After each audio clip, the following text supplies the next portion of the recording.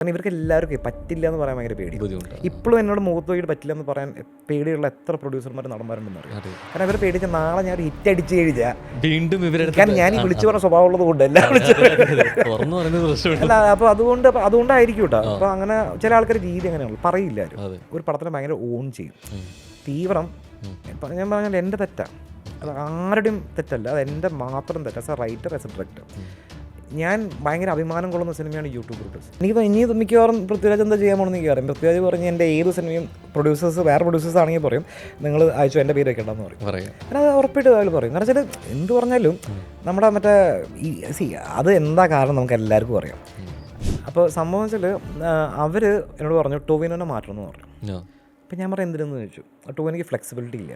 അപ്പോൾ ഞാൻ ഫ്ലെക്സിബിലിറ്റി ഞാൻ കൊണ്ടുവന്നോളാം, എന്താ പറയുക ഞാൻ മാറ്റില്ല എന്ന് പറഞ്ഞു. ബാക്കി കാസ്റ്റൊക്കെ ഓക്കെ, ടോവിനോനെ മാറ്റണം എന്ന് പറഞ്ഞു. ബാക്കി എല്ലാവരും ഇരുന്നോട്ടെ, ടോവിനോനെ മാറ്റണം എന്ന് പറഞ്ഞു. ഞാൻ നടക്കില്ല എന്ന് പറഞ്ഞു. എന്നിട്ട് അവസാനം ശ്രീനേട്ടൻ എന്നോട് ചെയ്ത് വിളിച്ചു. പക്ഷേ എൻ്റെ കാഴ്ചപ്പാട് എനിക്കെന്ന് വെച്ചാൽ ഈ നടൻ്റെ എല്ലാ ആഴ്ചയിലും ഓരോ പടം ഇറങ്ങുന്നുണ്ട്. കാര്യമായിട്ട് പറയാം. ഇപ്പോൾ ഞാൻ പറയട്ടെ, ചില എത്രയോ നടന്മാർ ഇപ്പോൾ പണ്ട് ഫഹദ് ഫാസിൽ ഒരു സമയത്ത് എല്ലാ വെള്ളിയാഴ്ചയും ഫഹദിൻ്റെ ഒരു പടം ഇറങ്ങാറുണ്ടായിരുന്നു.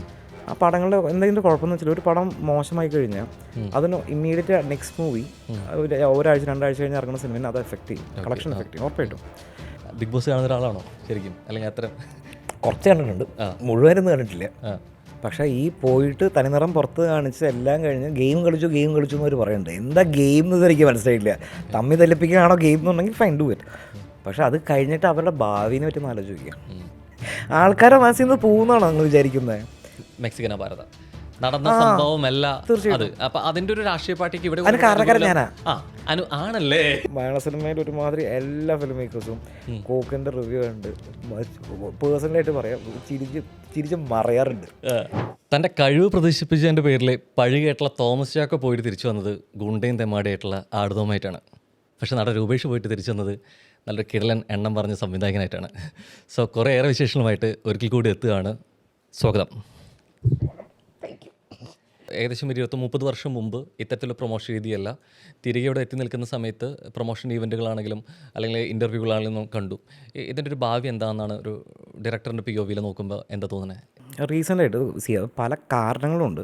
അത് സ്പെസിഫിക് ആയിട്ട് ഇന്ന കാരണം എന്ന് ഞാൻ പറയില്ല. പക്ഷേ ഞാൻ ഭയങ്കര ഞെട്ടിയ 2-3 കാര്യങ്ങളുണ്ട്. ഒന്ന്, ഹിന്ദിയിൽ ഷാറുഖ് ഖാൻ്റെ വർഷങ്ങൾക്ക് 2-3 കൊല്ലത്തിന് ശേഷമാണ് പഠാൻ, ജവാൻ എന്ന് പറഞ്ഞ സിനിമകൾ ഇറങ്ങുന്നത്. 0 പ്രൊമോഷനായിരുന്നു.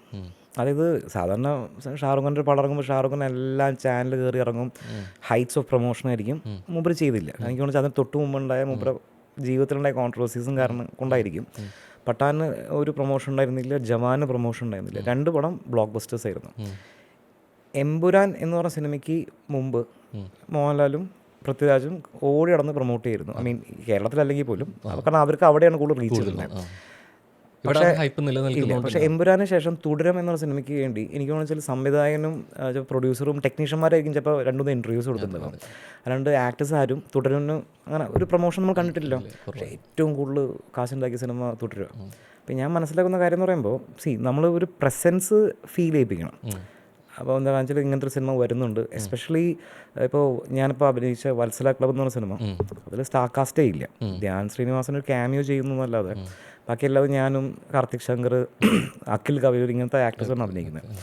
അപ്പോൾ ആ സിനിമയ്ക്ക് ഒരു പ്രൊമോഷൻ പുഷ് ഭയങ്കര മസ്റ്റാണ്. കാരണം ആൾക്കാർ അറിയണം ഇങ്ങനത്തെ സിനിമ വരുന്നുള്ള കാര്യം. പക്ഷെ നാളെ ലാലേട്ടൻ്റെ ഒരു പടം വരികയാണെന്നുണ്ടെങ്കിൽ അത് എൻ്റെ ആവശ്യമൊന്നുമില്ല, അനൗൺസ്മെൻറ്റ് മതി, ഇന്ന തീയതിയും കൊടുത്തു കഴിഞ്ഞാൽ പടം ആൾക്കാർ കയറിയിരിക്കും. പക്ഷേ ഒരേ സമയം തന്നെ 2 വരികൾ കേൾക്കാൻ പറ്റും.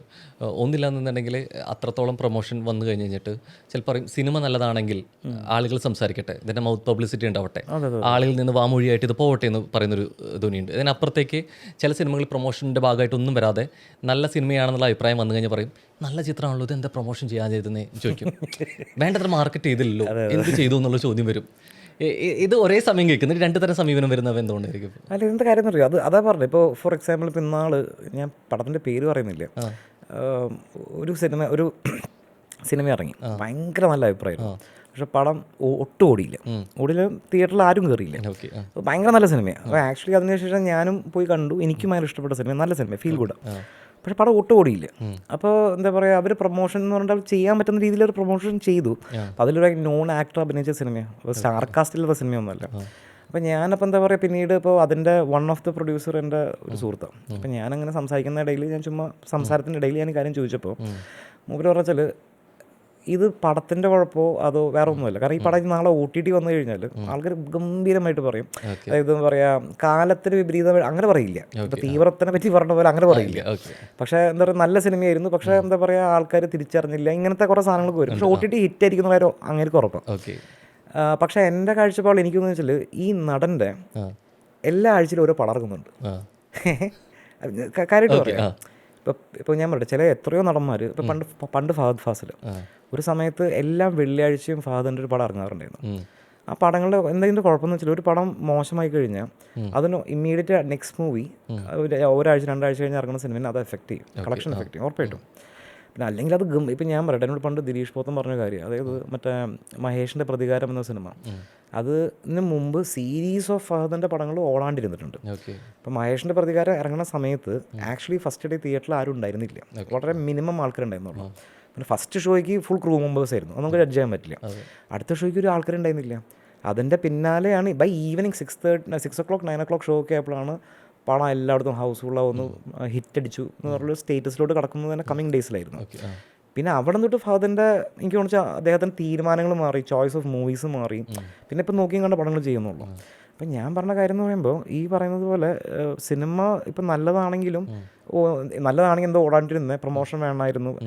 അപ്പോൾ ഇപ്പോൾ രോഹനോട് പറഞ്ഞ കാര്യമില്ലേ, നല്ല സിനിമയായിരുന്നു പക്ഷെ എന്താ പ്രൊമോഷൻ ഇല്ല, ആ ഒരു പരാതി ഇപ്പം ഞാൻ പറഞ്ഞ നല്ല സിനിമയ്ക്കുണ്ട്, പേര് പറയുന്ന സിനിമയ്ക്കുണ്ട്. പക്ഷേ എനിക്കതാന്ന് തോന്നുന്നില്ല. ഞാൻ പറയട്ടെ, ടൈമിങ് മാറ്റേഴ്സ് അല്ലോ. ജിസോസവൻ പറഞ്ഞൊരു കാര്യമുണ്ട്, ഇപ്പോൾ ഈ തുടർ ഇൻവെസ്റ്റിഗേഷൻ പടങ്ങളെ കുറിച്ച് അല്ലെ പറഞ്ഞുകൊണ്ടിരിക്കുന്ന സമയത്താണ്, ഇപ്പോൾ ദൃശ്യമാണെങ്കിലും അല്ലെ മെമ്മറീസ് ആണെങ്കിലും പറഞ്ഞുകൊണ്ടിരിക്കുമ്പോൾ പറയുന്ന ഡിറ്റക്റ്റീവ് അതേപോലെ നല്ലൊരു ത്രെഡായിരുന്നു, പക്ഷെ അത് ഈ കാലത്തായിരുന്നെങ്കിൽ കുറേ ശ്രദ്ധിക്കപ്പെട്ടിരുന്നു സാർ പറഞ്ഞിട്ട്. അപ്പോൾ ഞാൻ പറയുകയാണ്, ആക്ച്വലി കാലം തെറ്റിയ സിനിമയായിട്ട് തോന്നുന്നുണ്ടോ? ആ സിനിമ സംസാരിച്ചിട്ടുണ്ട്, ചർച്ച ചെയ്യപ്പെട്ടിട്ടുണ്ട്, അതിൻ്റെ പ്രമേയം എല്ലാ കാലവും ചർച്ച ചെയ്യപ്പെട്ടിട്ടുണ്ട്, എങ്കിൽ പോലും കാലം തെറ്റിയ സിനിമയാണെന്നാണോ കരുതുന്നത്? ഒരു കാലം തെറ്റിലല്ല, അതിൻ്റെ സെക്കൻഡ് ഹാഫ് വളരെ മോശമായിരുന്നു, അതുകൊണ്ടാണ് പടം വിചാരിക്കാത്ത രീതിയിൽ ഓടാണ്ട് പോയത്. പറഞ്ഞുകൂടാ, വേറെ ആൾ വിമർശിക്കുന്ന സംവിധായകൻ പറയുന്നത്. ഞാൻ എൻ്റെ കാര്യം പറഞ്ഞു, ഞാൻ അതാ പറഞ്ഞു. ഇപ്പോൾ ജിത്തു ജോസഫിൻ്റെ ഡിറ്റക്റ്റീവിനെ പറ്റിയിട്ട് എനിക്ക് പറഞ്ഞ ആളല്ല, അയാളും അദ്ദേഹം ഒരു ലെജൻഡറി ഡയറക്ടറാണ്. അദ്ദേഹത്തിന് ആദ്യത്തെ പടത്തിൽ എനിക്ക് ഒന്നും പറയില്ല, കാരണം ഞാൻ സത്യം പറഞ്ഞ ടിക്കറ്റ് ഇതുവരെ കണ്ടിട്ടില്ല, അതാ സത്യം. കുറച്ച് കണ്ട് ഞാൻ നിർത്തി, മുഴുവൻ കാണാൻ പോയിട്ടില്ല. ഈ തീവ്രത്തിൻ്റെ കാര്യം എനിക്ക് ആധികാരികമായിട്ട് എനിക്ക് പറയാം, കാരണം ഞാൻ എഴുതി സംവിധാനം ചെയ്ത സിനിമയാണ്. ആ സിനിമയ്ക്ക് പറ്റിയ ഒരു ഒറ്റ പ്രശ്നം എന്ന് വെച്ചാൽ, ഇത് ഞാൻ പല പ്രാവശ്യം പറഞ്ഞിട്ടുണ്ട്, ഒന്നുകൂടി പറയാം. പടത്തിൻ്റെ ഫസ്റ്റ് ഹാഫ് കഴിയുമ്പോൾ തിയേറ്ററിൽ കയ്യടി ബഹള. ആ ബ്ലൂ ടോൺ ഉള്ള കാരണം അധികം ഒന്നും കണ്ടില്ലെങ്കിലും, പക്ഷെ എന്തായാലും എന്താ പറയുക, പറഞ്ഞ ഒരു ഡൾനെസ് ഉണ്ടെങ്കിലും, പക്ഷേ ആ ബ്ലൂ ടോൺ എൻ്റെ അബദ്ധമായിരുന്നു, ക്യാമറമാൻ്റെ അല്ല, അതെൻ്റെ അനാവശ്യമായ കഴപ്പുകൊണ്ട് ഇടിപ്പിച്ചതാണ്. പക്ഷേ പോട്ട് സാരില്ല. അപ്പോൾ ഫസ്റ്റ് ഹാഫ് കഴിഞ്ഞപ്പോൾ കയ്യടിയായിരുന്നു എല്ലായിടത്തും. സെക്കൻഡ് ഹാഫിൻ്റെ കേസ് അങ്ങനത്തെ ഒരു പോയിന്റിലാണ് പടം നിൽക്കുന്നത്. എനിക്ക് മറ്റേ റിവേഴ്സ് സ്ക്രീൻ പ്ലേ എന്ന് പറയുന്നൊരു സാധനം ഇതിൽ കൊണ്ടുവരണം, കാരണം അതുകൊണ്ടാണ് ദുൽഖർ സൽമാൻ ഡേറ്റ് തന്നത്. ഞാൻ സെക്കൻഡ് ഹാഫ് പിന്നെ പടം സ്റ്റാർട്ട് ചെയ്യുമ്പോൾ ഭയങ്കര ഹാപ്പി നോട്ടിലാണ് പടം സ്റ്റാർട്ട് ചെയ്യുന്നത്. പടം അവസാനിക്കുമ്പോൾ ഈ പറഞ്ഞ ബാക്ക് ടു പടം ഇങ്ങനെ തുടങ്ങി അവിടെ കൊണ്ട് അവസാനിക്കുകയും ചെയ്യും. അപ്പോൾ ഇതിൻ്റെ ഇടയിലുള്ള ആ ഒരു ലവ് സ്റ്റോറി ആയിക്കോട്ടെ, അതിലെ ഹ്യൂമർ ആയിക്കോട്ടെ, ആൾക്കാർ നമ്മൾ പടം കണ്ടുകൊണ്ടിരിക്കും, പെട്ടെന്ന് വിപരീതമായിട്ടൊരു സാധനം കാണുമ്പോൾ ആൾക്കാർ ഡൈജസ്റ്റ് ചെയ്യാൻ പറ്റില്ല. എസ്പെഷ്യലി തിയേറ്ററിൽ ആൾക്കാർ അവർ കൂവും. പിന്നെ മാത്രമല്ല, ഹ്യൂമർ വാസ് വെരി ബാഡ്. ഞാൻ എഴുതിയ ഹ്യൂമർ ഓവർ ദ ടോപ്പ് ആയിരുന്നു, വർക്കായില്ല. ഫ്രണ്ടിൽ ഇരുന്ന് ഒരുത്തും കൂവി അവസാനം അവൻ്റെ വെള്ളം തൊണ്ടയിൽ കൂവി, അയ്യോ എൻ്റെ അമ്മയെ കൂവ്, അങ്ങനെ ഒരു കൂവിയിട്ടുണ്ട്. കാരണം അപ്പോൾ ഞാൻ പറഞ്ഞാൽ അമ്മാതിരി കൂവലായിരുന്നു ഓൾ കേരള എല്ലായിടത്തും. അപ്പോൾ എനിക്കറിയാം ഇത് ശരിക്കും പറഞ്ഞാൽ ഈ പടം സെക്കൻഡ് ഹാഫ് സ്റ്റാർട്ട് ചെയ്ത് ഒരു 15-20 മിനിറ്റ് വരെ ഈ പ്രശ്നമുള്ളൂ. കാരണം അത് കഴിഞ്ഞാൽ നായിക മരിക്കും, അത് കഴിഞ്ഞാൽ മറ്റേ അണ്ണം പിന്നെ ടേക്ക് ഓവർ ചെയ്യും. ആ ടേക്ക് ഓവർ തുടങ്ങുന്ന തൊട്ട് പിന്നെയും കൈയിടിയാ, കാരണം പടം തീരുമ്പോൾ കൈയിടിക്കുന്നുണ്ട്. അപ്പോൾ ഈ ഒരു പോർഷൻ ആണ് വളരെ മോശമായിട്ട്. എനിക്കൊന്ന് സംവിധായകൻ്റെ ഭാഷയിൽ പറഞ്ഞു കഴിഞ്ഞാൽ കാലം തെറ്റിയ സിനിമയേക്കാൾ ഉപരിയായിട്ട് ഞാൻ ഇക്കാലത്താണെങ്കിൽ അതിനെ കുറേ മാറ്റി എഴുതപ്പെടുമായിരുന്നു പറയുന്നതായിരിക്കും. തീർച്ചയായിട്ടും. അപ്പം ഞാൻ ഇപ്പോഴാണ് സിനിമ ചെയ്യുന്നതെന്നുണ്ടെങ്കിൽ ഞാൻ റിവേഴ്സ് സ്ക്രീൻ പ്ലേ ഞാൻ വെക്കും, പക്ഷേ ഞാൻ അതിൻ്റെ ഒന്ന് ഭയങ്കര ഹ്യൂമറൊക്കെ എടുത്ത് കളഞ്ഞ് കുറച്ചുകൂടി വേറൊരു റിയലിസ്റ്റിക് ആയിട്ടുള്ള വേറൊരു സാധനം, ഒരു ലവ് സ്റ്റോറി കുറച്ചുകൂടി എക്സ്പാൻഡ് ചെയ്യും. ആ ഹ്യൂമർ ഞാൻ കട്ട് ചെയ്തിട്ട് ഞാൻ വേറൊരു സാധനം കൊണ്ടുവരാൻ നോക്കും. അത് ഇപ്പോഴത്തെ ഒരു ചിന്താഗതി കേട്ടോ. പക്ഷെ അന്ന് എനിക്ക് അത്രയും തല പോയില്ല. എനിക്ക് എവിടെയാണെന്നുണ്ടെങ്കിൽ ഫൈനൽ മിക്സ് നടക്കുന്ന സമയത്ത് ഇത് ഞാൻ രാജാകൃഷ്ണയാണ് മിക്സ് ചെയ്യുന്നത്. അപ്പോൾ രാജേട്ടൻ്റെ അടുത്ത് ഞാൻ പറയുക, എന്നോട് ചോദിച്ചു നീ ഹാപ്പി ആണോ എന്ന് ചോദിച്ചു. അപ്പോൾ അങ്ങനെ ഭയങ്കര ഹാപ്പിയാണ്. ഞാൻ രാജേട്ടാ ഒരൊറ്റ പ്രശ്നമുള്ളൂ, ഈ ഒരു ഏരിയ ഉണ്ട്, അത് ജനം പിച്ച് ചീന്തില്ല എന്നുണ്ടെങ്കിൽ പടം സേഫാന്ന് പറയും. പക്ഷേ ഈ പടം സേഫാണ്. കാരണം പടം ഇൻ ടേംസ് ഓഫ് ബഡ്ജറ്റ് ചെറിയ ബഡ്ജറ്റായിരുന്നു. അത് റിലീസിന് മുമ്പ് തന്നെ മഴവിൽ മനോരമ സാറ്റലൈറ്റ് റൈറ്റ്സ് വാങ്ങിച്ചു. പടം പ്രോഫിറ്റിലാണ് പടം ഇറങ്ങിയത്. ആ സിനിമ 2014 50 ദിവസം തിയേറ്ററിൽ ഓടി, ചില സ്ഥലത്ത് 75 ദിവസം ഓടിയിട്ടുണ്ട്. അപ്പോൾ പ്രോഫിറ്റ് ചെയ്യുന്ന സിനിമ. പക്ഷേ ഈ പറയുന്നത് പോലെ അന്നത്തെ ഇത് എന്താ പറയുക, ഒരു ഇവരുടെ ഇൻഡസ്ട്രി സ്റ്റാൻഡേർഡ്സ് വെച്ച് നോക്കുമ്പോൾ 2 കോടിക്ക് പടം ചെയ്തിട്ട് 10 കോടി വന്നില്ല, അതില്ല. പക്ഷേ എന്താ പറയുക, പ്രോഫിറ്റ് ആയിരുന്നു പടം. പക്ഷേ അത് ശരിയായി. ഇപ്പോൾ ഇപ്പോഴത്തെ കാലത്തായിരുന്നെങ്കിൽ ഞാൻ ആ സെയിം പടം ഇപ്പോഴിറക്കി എപ്പോഴും മുട്ടും. വടികം പോലെ നമ്മൾ റിപ്പീറ്റ് വാല്യുള്ള കണ്ട സിനിമകളെല്ലാതും നമ്മൾ ഒറ്റ ഇരിപ്പിന് കണ്ടു തീർത്തായിരിക്കില്ല. നമ്മുടെ ബാല്യത്തിൽ പലപ്പോഴും നമ്മുടെ ആഘോഷങ്ങളിലും അല്ലെങ്കിൽ ഈവനിങ്ങളിലൊക്കെ ഇത് വരുമ്പോൾ ഇതിൻ്റെ കട്ടായിട്ട് പോകും. അപ്പോൾ എപ്പോൾ സ്ഫടികം എന്ന് ഓർമ്മ വരുന്ന സമയത്ത് ലോറിയിൽ നിന്ന് ചാടലുണ്ടാവും, മാഷിൻ്റെ മുമ്പിൽ പേപ്പർ കത്തിച്ചിട്ടുണ്ടാവും. അപ്പോൾ ഇത് അടി അത്ഭുതമണി ഈ സംഭവങ്ങൾ. അപ്പോൾ ഇത് ത്രൂ ഔട്ട് 2 മണിക്കുള്ള പടമാണെങ്കിൽ ഇത് മുഴുവൻ സീലുണ്ട്. അപ്പോൾ രൂപേഷ് എന്ന തോമസ് ചാക്കോ ക്യാരക്ടർ മൊത്തമുണ്ട്. കാരണം വെച്ചാൽ തോമസ് സിനിമയിൽ നോക്കുകയാണെങ്കിൽ ആടുതോമയാണ് കൂടുതൽ, തോമസ് ചാക്കോ കുറവാണല്ലേ. പക്ഷെ സിനിമ സംസാരിക്കും മൊത്തമുണ്ട്. ഞാൻ പറഞ്ഞു വന്നത് സംഭവം ശരിയായിട്ട് പോലും അവിടെ തോൽപ്പിക്കാൻ വേണ്ടി മാഷ് ചതിച്ച പോലെ രൂപേഷ് പീതാംബരൻ്റെ ജീവിതത്തിൽ തോൽപ്പിച്ചു തരാം. ഞാൻ തോറ്റുകൊണ്ടിരിക്കില്ല എപ്പോഴും. വിജയം മാത്രമേ ഉള്ളൂ. ഇല്ല, വിജയം അങ്ങനെയല്ല. പക്ഷേ ഇപ്പോൾ ഞാൻ പറയട്ടെ, എഗെയിൻ എൻ്റെ ഫിലിമോഗ്രഫി നോക്കി കഴിഞ്ഞാൽ നമുക്ക് പെട്ടെന്ന് മനസ്സിലാവും. അത് ഞാൻ എന്താ പറയുക, സിനിമയിൽ വരുന്നതിന് മുമ്പ് വരെ ഞാൻ ഡെൽ എന്ന് പറഞ്ഞ കമ്പനിയിൽ നല്ല ശമ്പളം വാങ്ങിച്ച് നല്ല രീതിയിൽ എടുത്തോണ്ടി. പക്ഷേ സിനിമ ആയിരുന്നു end of the passion. End of the day നമുക്ക് അതാണ് ഹെവി ആയിട്ട് ഡ്രൈവ് ചെയ്തുകൊണ്ട് സാധനം. ഞാൻ മറ്റേ 2012 സിനിമ ചെയ്തു. അത് ഈ പറയുന്ന പോലെ തന്നെ ഒരു അബവ് ആവറേജ് ആയിട്ട് പോയി. എനിക്ക് അപ്പോഴും ഓഫേഴ്സ് ഉണ്ടായിരുന്നു. അപ്പോൾ എനിക്ക് again I know I am very good at comedy. എഴുതാനും സംവിധാനം ചെയ്യാനും കോമഡി എൻ്റെ അപ്പർ ഹാൻഡാന്ന് എനിക്കറിയാം. അപ്പോൾ എനിക്ക് രണ്ടാമത്തെ സിനിമ കോമഡി ചെയ്തേ പറ്റൂ ഞാൻ തീരുമാനം എടുത്തു. അങ്ങനെ ഇരുന്നിട്ടാണ് യൂട്യൂബ് ഫോട്ടോസ് ഇരുന്നിട്ട് ഞാൻ വെച്ചിരുന്ന് അലക്കി എഴുതി തീർത്തത്. എനിക്കത് എഴുതാൻ വേണ്ടി തന്നെ ഞാൻ 2-3 മാസം എടുത്തു. എനിക്ക് ഡബിൾ ഷുവർ ആക്കാൻ വേണ്ടി ഞാൻ എന്താ പറയുക, എൻ്റെ ഒരു ഡ്രാഫ്റ്റ് കഴിഞ്ഞിട്ട് ഞാൻ അന്ന് RJ ആയിരുന്ന മാത്തുക്കുട്ടി, ഇന്ന് അവൻ സംവിധായകനാണ്. അപ്പോൾ മാത്തുവിനെ ഞാൻ വിളിച്ചിട്ട് ഞാൻ പറഞ്ഞു, നീ എൻ്റെ ഡയലോഗ്സിൻ്റെ പുറത്ത് നീ നിൻ്റെ ഹ്യൂമർ ഡയലോഗ്സ് എഴുതാൻ പറഞ്ഞു. അങ്ങനെ അവനെ കൊണ്ട് ഞാൻ എക്സ്ട്രാ ഡയലോഗ്സ് ഞാൻ എഴുതിപ്പിച്ച് എന്നിട്ട് അവസാനം ഞാൻ ഫൈൻ ട്യൂൺ ചെയ്ത് സ്ക്രിപ്റ്റ് ബൗണ്ടാക്കി. പക്ഷെ ആ സമയത്ത് ഈ പറയുന്ന പോലെ അങ്ങനത്തെ ഇപ്പോൾ ശ്രീനേട്ടനും അന്ന് ആദ്യം ആസിഫ് ഉണ്ടായിരുന്നില്ല. അതായത് ശ്രീനേട്ടൻ, ടൊവിനോ, അനുമോഹൻ, സുദീപ് കോപ്പ, ഈ ഇത്ര അഹമ്മദ് സിദ്ദീഖ്. കോമഡി റേസ് പറഞ്ഞപ്പോൾ എനിക്ക് തോന്നുന്നു ടോവിനോയുടെ ഫിലിംഗ്രാഫി എടുത്തു കഴിഞ്ഞാൽ ഏറ്റവും ഫണ്ണായിട്ട് ഒരു അല്ലെ ക്യാരക്ടർ ചെയ്തുള്ള നിൽക്കുന്നത് യൂട്യൂബ് റൂട്ടസിലാണ്. അതിൻ്റെ കഥകൾ കുറേ പറയാനുണ്ട്. അപ്പോൾ ഈ ഒരു കാസ്റ്റിനെ വെച്ചിട്ട് അന്ന് ഞാൻ പറയട്ടെ, യൂട്യൂബ് റൂട്ടസ് 1.5 കോടിക്ക് ചെയ്ത സിനിമയാണ്. അപ്പോൾ ഞാൻ പറഞ്ഞ വെച്ചാൽ 1.5 കോടി തന്നെ ബഡ്ജറ്റ് ഇട്ടിട്ട് ഞാൻ ഒരു പ്രൊഡ്യൂസർമാരും റെഡി ആയിരുന്നില്ല പ്രൊഡ്യൂസ് ചെയ്യാൻ. എല്ലാവർക്കും പേടി, സ്റ്റാർ കാസ്റ്റ് ഇല്ല. അന്ന് ടോവിനോ ഒന്ന് ജസ്റ്റ് എന്താ പറയുക ABCD കഴിഞ്ഞു, 7th Day കഴിഞ്ഞു എന്നല്ലാതെ അന്ന് വലിയ പടങ്ങളൊന്നും ചെയ്തിട്ടില്ല. അപ്പം ഞാൻ എല്ലാവരും എന്നോട് ഇങ്ങനെ പേര് പറയാൻ പറ്റില്ല, മലയാള സിനിമയിലത്തെ ഇപ്പോൾ ഏറ്റവും ലീഡിങ് ആയിട്ടുള്ള ഒരു പ്രൊഡ്യൂസറുണ്ട്. ഇപ്പോഴും കത്തി നിൽക്കുക. അവർ ഭയങ്കര പ്രൊഡ്യൂസർമാർ, കോർപ്പറേറ്റാണ്. പിടിക്കാൻ വേണ്ടി പിടിച്ചു പേര് പറയാട്ടോ, ഞാൻ പറയില്ല, പറയില്ല, വേറെ ഒന്നും കൊണ്ടല്ല. മനസ്സിലായി. അത് ഒരു നല്ല കാര്യമുണ്ട്, തമാശയുണ്ട്, പേടിച്ചിട്ടൊന്നുമല്ല, എന്തിനാ വെറുതെ. അപ്പോൾ സംഭവം വെച്ചാൽ അവർ എന്നോട് പറഞ്ഞു ടൊവിനോനെ മാറ്റണം എന്ന് പറഞ്ഞു. അപ്പം ഞാൻ പറയാം എന്തിനെന്ന് ചോദിച്ചു. ടൊവിനോക്ക് ഫ്ലെക്സിബിലിറ്റി ഇല്ല.